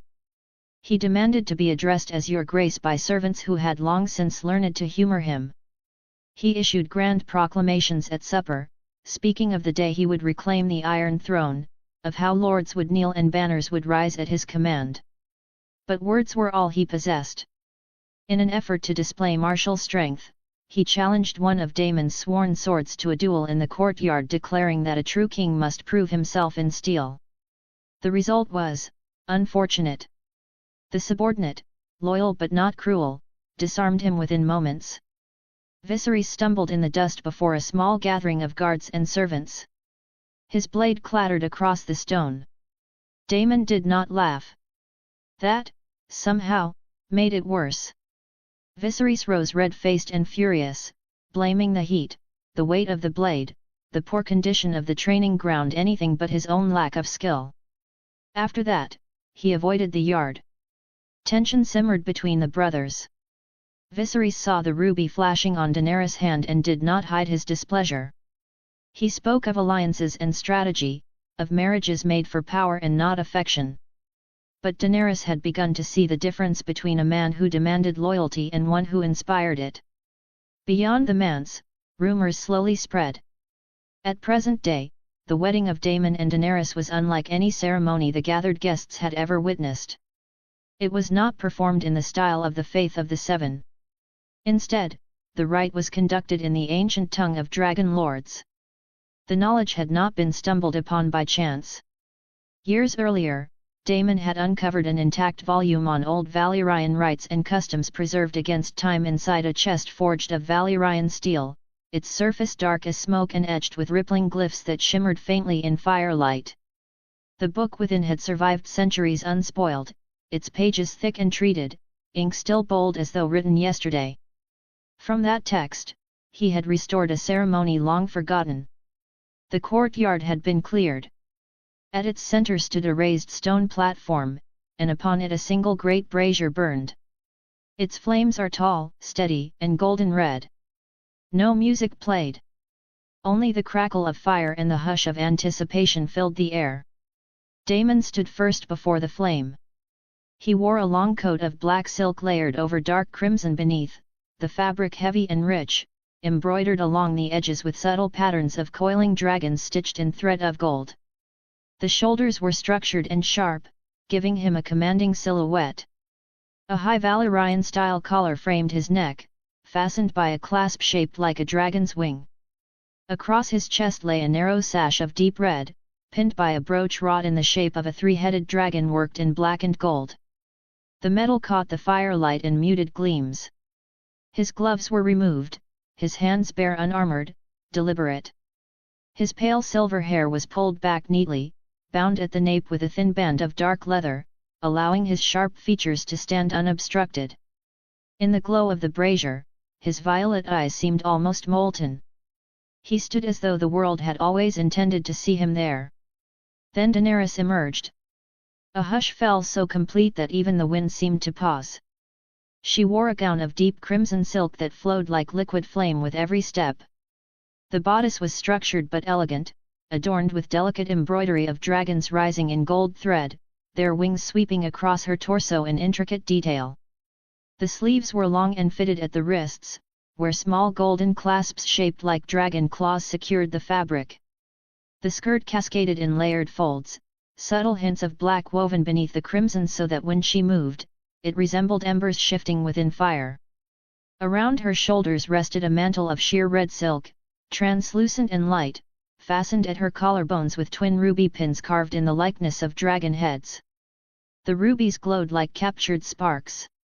Her silver-gold hair was left mostly loose, brushed until it shone like polished moonlight. Thin braids framed her temples and met at the back of her head, interwoven with fine golden chains that caught the light with every movement. A circlet of red gold rested upon her brow that was simple, elegant, shaped in subtle dragon motifs rather than towering spikes. And upon her finger was the golden ring Damon had given her. The twin dragon tails coiled around her hand, the ruby set within the dragon's maw blazing brightly in the firelight.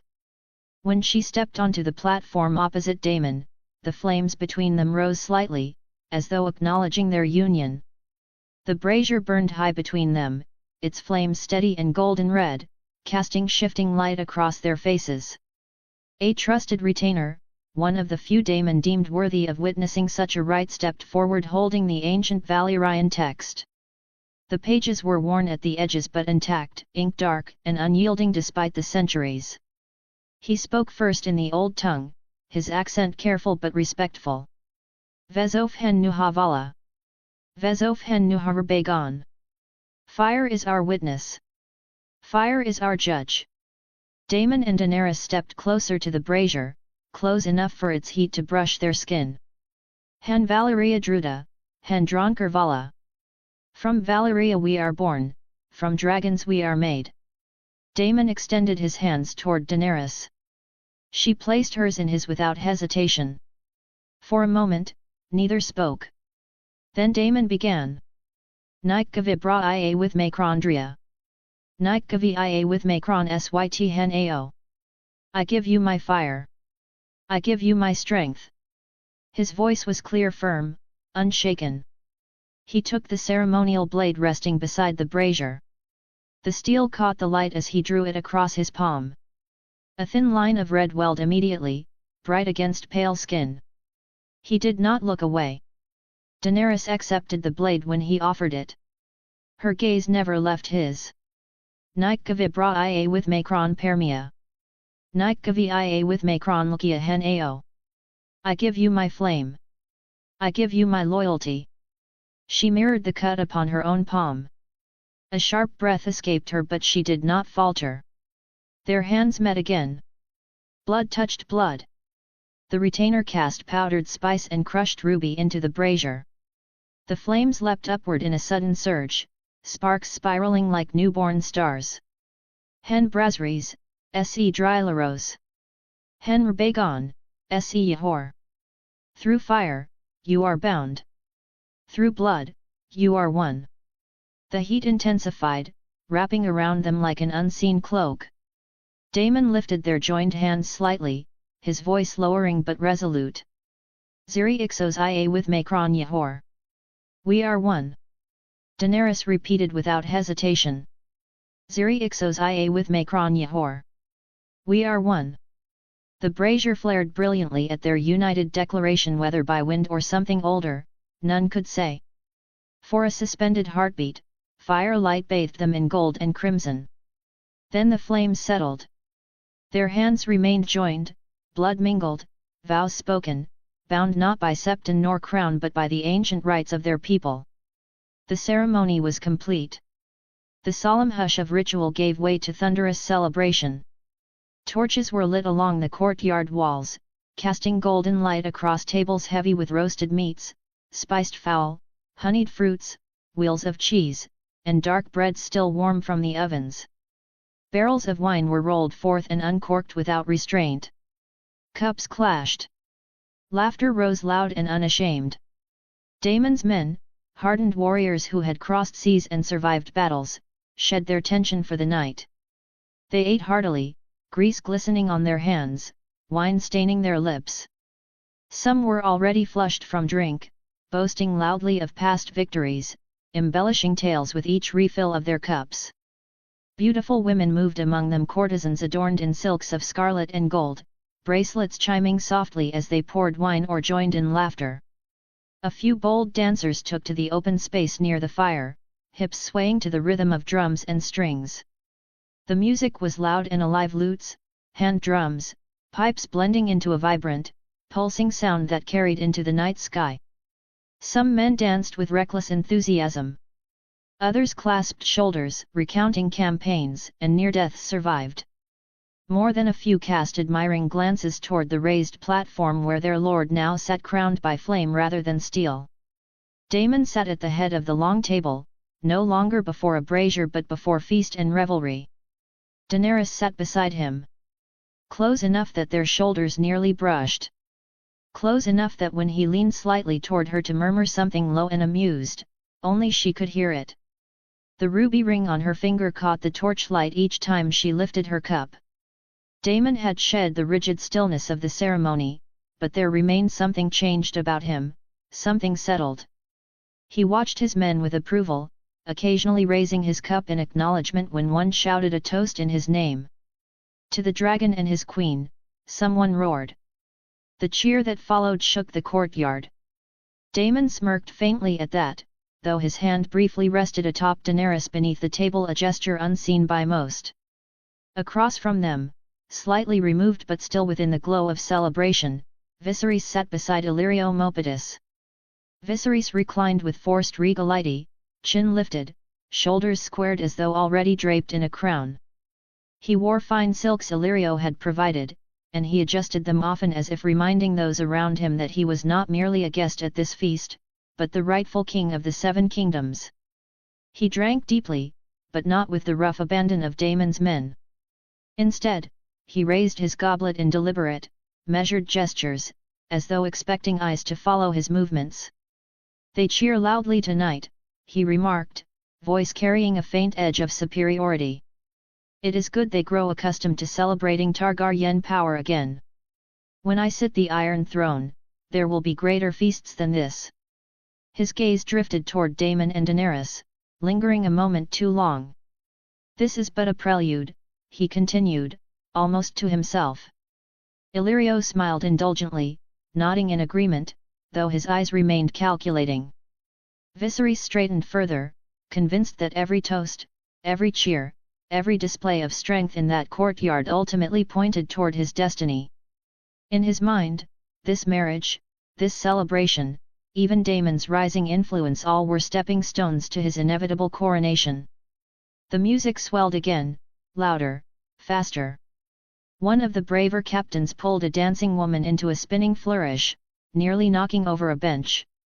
Roars of laughter followed. Above it all, the moon remained high. And at the heart of it the dragon and his bride sat side by side, newly bound, while the night celebrated their union in fire, wine, and song. At this time, merchants, magisters, and influential figures from across the free cities gathered to pay their respects. Word had spread quickly: Daemon was no longer merely a wandering dragon lord with ambition.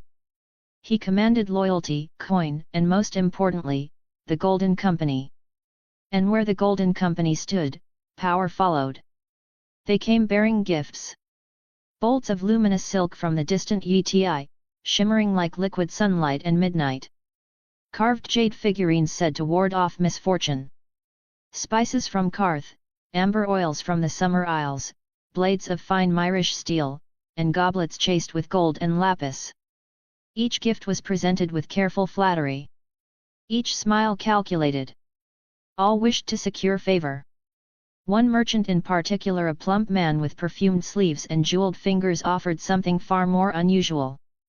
At a signal, 2 young women were brought forward. Chains circled their necks, thin but unmistakable, trailing down into the merchant's waiting hands. They were dark-skinned, their black hair cascading freely down their backs. Despite the chains, both held themselves with quiet composure. The first was small and slight, with intelligent eyes that observed everything without appearing to do so. There was something gentle in her expression, yet resilient. Even in silence, she seemed to weigh the room carefully. The second stood taller, her posture more relaxed despite her situation. Her features were striking. Her hips curved beneath her simple garments, and there was a defiant spark in her gaze, as though the chains were an annoyance rather than a defeat. The merchant bowed low. "Exotic treasures from the island of Noth," he declared smoothly. Damon's gaze lingered on them. "Tell me, what are your names?" he spoke, finding their appearances to be similar to someone he remembers. "Miss Sandai, my lord." Damon was surprised to hear her name and noted the intelligence in Miss Sandai's eyes immediately. In another path of fate, she would have been sold into the brutal markets of Astapor, one more soul trapped beneath the lash of slavers. But that future had shifted. Because he existed. "I'm Chell, my lord." Chell met his gaze playfully, bowing down out of respect, putting effort to seduce him with her curves. Damon tilted his head slightly. "I may have some use to you, but the two will serve my wife," he said calmly. The merchant blinked. "Your wife?" Damon did not elaborate. "They will be handmaidens to Daenerys." Miss Sandai's eyes flickered faintly at that and Chell's lips curved just slightly, amused. Damon stepped forward and took the chain from the merchant's hand. For a brief moment, he studied it. Then he handed it to one of his men. "Remove them." As the chains were unlocked, Damon cast one more thoughtful glance at Miss Sandai. Damon notes they'll be perfect handmaidens for Daenerys. He also notes how his existence changed certain outcomes since Miss Sandai was fated to be a slave in Astapor. Two newly acquired slaves were guided to their seats and waited for Damon's command. Eventually, it was Illyrio's turn to present his gifts. "My lord, my lady," he said in a hoarse voice, looking Daenerys in the eyes. "Dragon eggs, Daenerys. From the shadowy lands beyond Asai. They have petrified, but they will always be beautiful," he announced grandly, nodding to Damon, signaling that this was his part of the deal. Damon accepted the gift, his gaze lingering for a moment on the eggs while he watched Daenerys caress them with fascination. Illyrio bowed slightly and withdrew, and soon followed by a man dressed in dark leather approached. Stocky, with a short beard and a weathered face, he wore a sword at his side. He bowed before them with respect. "A small gift for the newlywed," he said in a deep voice, handing over a bundle of books tied together. "Stories and songs from the Seven Kingdoms." Daenerys looked at him in surprise, showing genuine interest. "Thank you, sire. Are you from my land?" "Yes, my lady. Sir Yoram Mormont, from Bear Island." "I served your father for many years," he replied proudly. He then turned toward Viserys, who watched him suspiciously, and added courteously, "May the gods allow me to continue serving the rightful king." Viserys nodded haughtily, clearly pleased to receive the respect he thought he deserved. "We thank you, Sir Mormont," Damon interrupted abruptly, fixing his gaze on the man. He knew exactly who he was and what he sought, but for now, the knight could be of use to him. Chapter 6, Night of Passion. Heavy Black Heart. "Okay, I tried to make a Discord server and added roles. Hopefully I am able to be active. Ahem. Here is the code. Anyway, I'm done with chapter 10 and will start 11 soon. Hope I finish another chapter this week. While the celebration rages on, Damon and Daenerys left for their bedchambers to finally consummate their marriage. As they were walking their way to the bedchambers, Daenerys was nervous as she would finally lose her maidenhood towards a man who was now her husband. She had gotten to his present, but she knew Damon for a month and can't fully adapt to her current situation. She's even more nervous since she had heard about how losing your virginity would be quite painful but also pleasurable. "Hey? What are you doing?"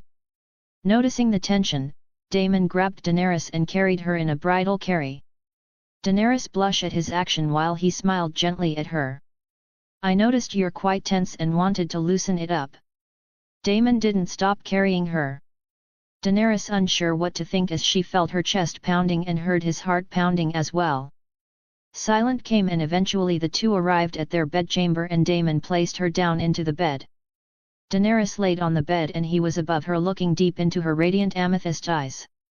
Daenerys stared deep into his demeaning gaze that scanned every inch of her body. It felt different than other men that leer and lecherously looked at her like an object, but Daemon appeared to look at her filled with appreciation and love that her brother had once had. It was gentle and warm. A flame that began to cleanse her cold and lonely heart. "Relax, I'll guide you and be gentle." Daemon caressed her cheek and Daenerys felt her heart throb seeing him act this way for the first time and learning a new side of him. He was kind, yes, but this was different. "To tell you the truth, this is my first time and I have never laid with women before." This shocked Daenerys since he had the charisma and charm to make any woman spread their legs. "You must be joking, how is that possible?" Daenerys was simply baffled and Daemon chuckled. "I'm flattered, but the reason is because sticking my dick with whores only makes me prone to disease. I mean, imagine how many men have they slept with." Daemon shook his head considering the world health were primitive compared to his world and the likelihood of contracting a sexually transmitted disease was rather high. "And instead of using copper, I was able to find gold," he said staring at the gorgeous Targaryen women, and this made Daenerys blush. Thank you, my husband," she said trying to flirt with him, and Daemon smiled then leaned in taking her lips. Daenerys held onto his biceps as her eyes widened by his sudden kiss, but she didn't push him away and simply confused what she should do. "My heavy black heart," she moaned as his tongue entangled themselves against her and she helplessly let him play with it. Her body trembles and eyes cloudy. What's happening to me, am I getting wet from a kiss?" Daenerys was not that ignorant about sex and despite being pure had learned lesson from whore and escort when she was young and still had favors from magister and merchants of the free cities. "Is it because I haven't touched myself lately or is he just that good?" Question filled her mind while pleasure filled her body. Her cunt itched for reliefs, wishing to feel him deep inside her. "A heavy black heart." Daenerys gasped when his fingers moved across her body, sliding down before it landed between her legs. She felt his callous fingers rubbed against her pussy and her juices lubed them to lessen the roughness of his fingers. Their lips parted with a wet, needy sound, a silver strand of saliva still connecting them as Daemon smirked down at her chest heaving, lips swollen, eyes half-lidded with desire. "Quite wet already, hey?" he murmured, his fingers still working slow circles against her soaked folds, the rough pads of his fingertips dragging just enough to tease but not enough to satisfy. Daenerys whimpered, her hips lifting instinctively, seeking more friction, but he tugged, pulling his hand away just enough to make her groan. "Can't wait, can you?" he breathed against her jaw, nipping lightly. "Let me taste you first." Daemon's fingers hooked into the delicate silk of her gown, peeling it away inch by torturous inch until her flushed skin was bared entirely to him, the swell of her breasts, the dip of her waist, the sinful curve of her hips already made for taking his seed. He groaned low in his throat at the sight, pressing fevered kisses down her neck, her collarbone, the quivering plane of her stomach, until his breath hitched against the slick heat of her cunt. Her thighs trembled as his thumbs spread her folds, revealing glistening pink flesh, and he didn't hesitate. He dragged his tongue through her slit in one long, filthy stroke, savoring the tang of her arousal. Daenerys gasped, her fingers knotting in his hair as her back arched off the bed. "G. Godwin!" Her thighs clenched around his head instinctively as he lapped at her dripping entrance, his tongue flicking against her swollen clit in tight, teasing circles.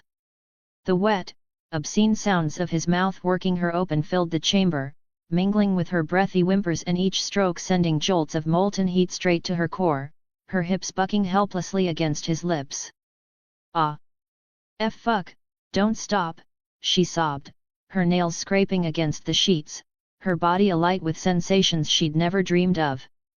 Daemon growled against her dripping folds, the vibration making her thighs jerk, before he slowly pushed 2 fingers inside her, stretching her tight, virgin cunt with delicious, burning pressure. Daenerys cried out, her walls fluttering wildly around his knuckles as he curled his fingers just right, scissoring them to coax her open while his tongue swirled around her throbbing clit in filthy, wet strokes. She could feel every ridge of his fingers dragging against her silken walls, the slick squelch of her arousal coating them as he pumped deeper, faster. Her juices spilled over his chin as he devoured her like a starving man. Her body locked up suddenly, every muscle tensing like a drawn bowstring before her back arched violently off the bed, a broken scream tearing from her throat as her cunt convulsed around his fingers. Hot, sticky fluid gushed against Damon's tongue in pulsing waves, his lips sealing tight around her slit to drink every last drop, his throat working greedily as he swallowed her essence. Daenerys whimpered, thighs shaking uncontrollably as the aftershocks racked her vision whiting out from the sheer intensity. Only when the last tremors subsided did Daemon pull back, licking his lips with a satisfied groan, her slit glistening on his chin. "Perfect," he rasped, pressing a filthy, open-mouthed kiss to her inner thigh. "Now it's my turn." Daenerys' breath hitched, her violet eyes widening as she took in the veined monstrosity pulsing against her belly, hot and thick, the swollen tip glistening with precum. She swallowed hard, her thighs instinctively squeezing together at the thought of that brutal length splitting her apart, yet her cunt clenched around nothing, aching to be stuffed. I don't know if I can take all of you," she whispered, but Daemon smirked, gripping the base of his cock and dragging the leaking head through her soaked folds, coating himself in her arousal. "You will," he growled, pressing just the tip against her fluttering entrance, watching her lips stretch obscenely around him. "Because you're mine." Daenerys whimpered as the thick crown of his cock pressed insistently against her virgin entrance, her nails digging into his shoulders. I'm scared it'll hurt too much," she confessed breathlessly, her thighs trembling where they bracketed his hips. Daemon stilled instantly, cradling her face with surprising tenderness despite the primal hunger darkening his gaze. "Shh, look at me," he murmured, thumb brushing her flushed cheekbone. "I'll go slower than a winter sunrise. Every inch only when you're ready." His lips brushed hers in a feather-light kiss as his free hand slid down to rub slow circles on her clit, coaxing fresh slickness from her quivering folds. "Trust your husband, Dany." Daenerys exhaled shakily, her fingers tightening around his forearms as she nodded. "I'm ready," she whispered, her voice trembling but resolute. Daemon's grip on her hips tightened as he aligned himself, the swollen head of his cock pressing insistently against her slick entrance. With agonizing slowness, he pushed forward her tight, virgin walls stretching obscenely around his invading girth, a sharp gasp tearing from her lips as he breached her inch by torturous inch. The sting of her maidenhead tearing was brief, swallowed by the overwhelming heat of him filling her, stretching her so full she could feel every throbbing vein against her sensitive walls. "Fuck so tight," Daemon groaned, his forehead pressed to hers, his breath ragged as he fought not to slam home. "Breathe, Dany. Just breathe." Daenerys screamed a sharp, startled sound, but Daemon swallowed it with a bruising kiss, his tongue plunging into her mouth as her nails scored red lines down his back.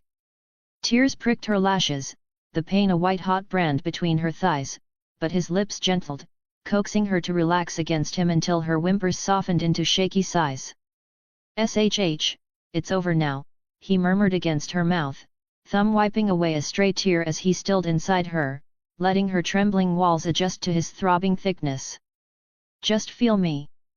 Daenerys shuddered as Daemon's fingers laced through hers, their palms pressing together while his thumb traced slow, deliberate circles against her skin. Her breath hitched, the initial sting ebbing into a low, throbbing ache that melted into something hotter, deeper, as he filled her completely. Their lips parted with a wet gasp, Daenerys' chest heaving as she clung to him, her thighs trembling around his hips. "You can, move now," she whispered, voice thick with need, her nails digging into his shoulders. Daemon groaned against her neck, his grip tightening on her waist as he pulled back slowly.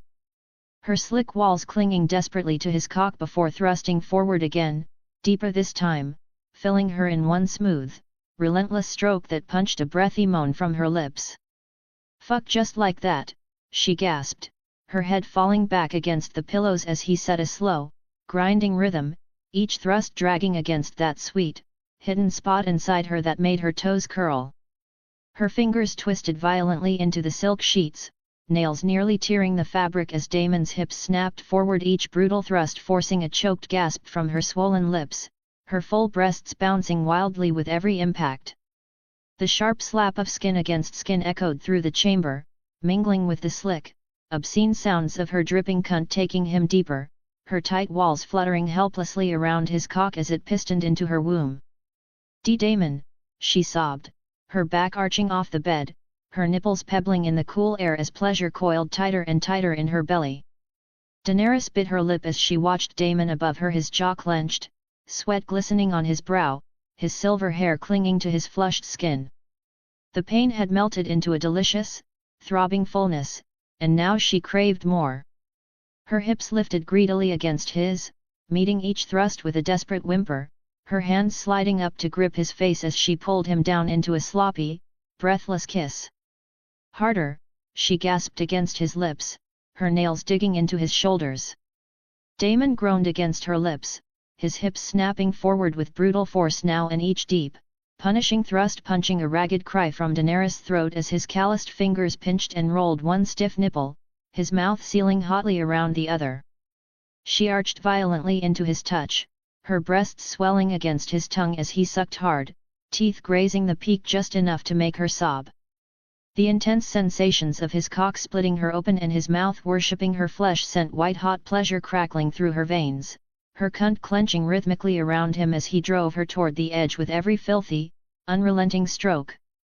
"Let me have tastes," he snarled against her breast, his hips pistoning faster, harder.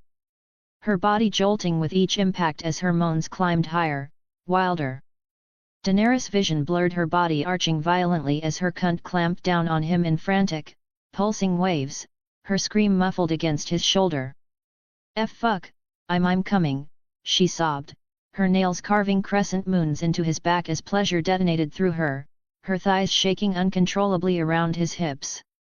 Damon growled, his thrusts turning jagged and erratic, the swollen head of his cock grinding ruthlessly against her deepest spot as her walls milked him until with a ragged shout, he buried himself to the hilt, his release flooding her womb in thick, scalding spurts that spilled past her stretched lips, dripping onto the sheets beneath them. Daenerys gasped as Damon's cock twitched inside her, each pulse of his release flooding her womb with scalding seed, her cunt fluttering greedily around him as if determined to milk every last drop. She pressed her thighs tighter against his hips, savoring the fullness. A delirious, hopeful warmth curled in her chest, she imagined his seed taking root, her belly swelling with the first of many heirs, their future spilling into her with every shuddering thrust of his hips. Fill me, she whimpered, nails raking down his sweat-slicked back. "I want to feel it, every drop." Damon groaned, his fingers digging into her hips as he ground deeper, ensuring not a single wasted pearl escaped her clutching walls. Daenerys' swollen lips parted with a wet gasp as she watched his seed trickle down her thighs, her cunt still pulsing from the brutal stretch, but when her gaze flicked up, she found him still rock hard, his cock glistening with their mingled slickness. Without hesitation, she pushed herself up on trembling arms, her tongue darting out to lick a slow, filthy stripe from base to tip, savoring the salty tang of their coupling before taking him deep into her throat with a hungry moan. Damon's fingers tangled in her silver curls as she hollowed her cheeks, her lips stretched obscenely around his girth, her own arousal dripping anew at the choked groan that ripped from his chest. She slobbering on his cock and finally cleaning it, swallowing the cum. Daenerys positions herself straddling over Damon's lap and positions his cock, once again taking control this time. Daenerys pulled off with a wet pop, her lips glistening as she swallowed every last drop of his spend, her violet eyes burning with possessive hunger. With a sudden shift, she straddled Damon's hips, her thighs trembling, and gripped his slick cock, guiding it back to her dripping entrance. A low moan tore from her throat as she sank down slowly, her swollen folds stretching obscenely around his thickness once more, her nails digging into his chest as she took control, rolling her hips in a slow, grinding rhythm that made them both gasp. She panted, her fingers tangling in his silver hair as she rode him with reckless abandon, her body arched like a bowstring, every bounce driving him deeper into her clutching heat. Daenerys kisses him deeply, her tongue exploring his mouth as she grinds her hips against his. Daemon's hands roam over her curves, squeezing and kneading her firm ass. She gasps into the kiss, a maiden's innocence mixed with growing desire. His fingers dig into her flesh as he pulls her closer, their bodies pressing tightly together. Daenerys arches her back, pushing her breasts against his chest. She bites his lip gently, then trails kisses along his jaw and neck. Daemon groans, his hands sliding up to cup her breasts. He squeezes them roughly, thumbs brushing over her hardening nipples. Daenerys shudders, a soft moan escaping her lips. "Godwyn!" she whispers breathlessly, "take me. I need you." He smirks against her skin, one hand slipping beneath the hem of her dress to caress the bare flesh of her thigh. Daenerys straddles Daemon, her dress bunched up around her hips as she lowers herself onto his hardness. She sinks down slowly, a gasp escaping her lips as he fills her completely. Daemon grips her hips, guiding her movements as she begins to ride him. Her breasts bounce with each thrust, and Daemon leans forward to capture one in his mouth. He sucks and bites at the sensitive flesh, making Daenerys cry out in pleasure. She picks up the pace, slamming herself down onto him harder and faster. "Fuck! Daenerys!" Daemon groans, his fingers digging into the soft skin of her thighs. "You feel so good." She throws her head back, her long hair cascading down her back as she loses herself in the sensation. The room fills with the sound of their bodies coming together and their ragged breaths. Daemon can feel his climax approaching rapidly. With a final, powerful thrust, Daemon buries himself deep inside Daenerys as he reaches his peak. He pulses within her, spilling his seed as he holds her tightly against him. Daenerys cries out, her own orgasm crashing over her as she feels his hot release filling her. They stay locked together, chests heaving and skin slick with sweat. Daemon's hands roam over her back, tracing the curve of her spine. Daenerys rests her forehead against his, their breaths mingling in the small space between them. Slowly, she lifts herself off him and collapses onto the bed beside him. Daemon turns to face her, pulling her into his arms and holding her close. Their legs entwine, and Daenerys rests her head on his chest. "That was..." She starts, but trails off, unable to find the words to describe the intensity of what they just shared. "Amazing," Daemon finishes for her, pressing a kiss to the top of her head. "You're amazing." He runs his fingers through her hair, gently untangling the strands. Daenerys nuzzles closer, savoring the feeling of his strong arms around her. The room is quiet except for their breathing and the distant sound of waves crashing against the shore outside. Daenerys' eyes drift closed, a contented sigh escaping her lips. She feels safe and cherished in Daemon's embrace. New chapter is coming soon. Write a review.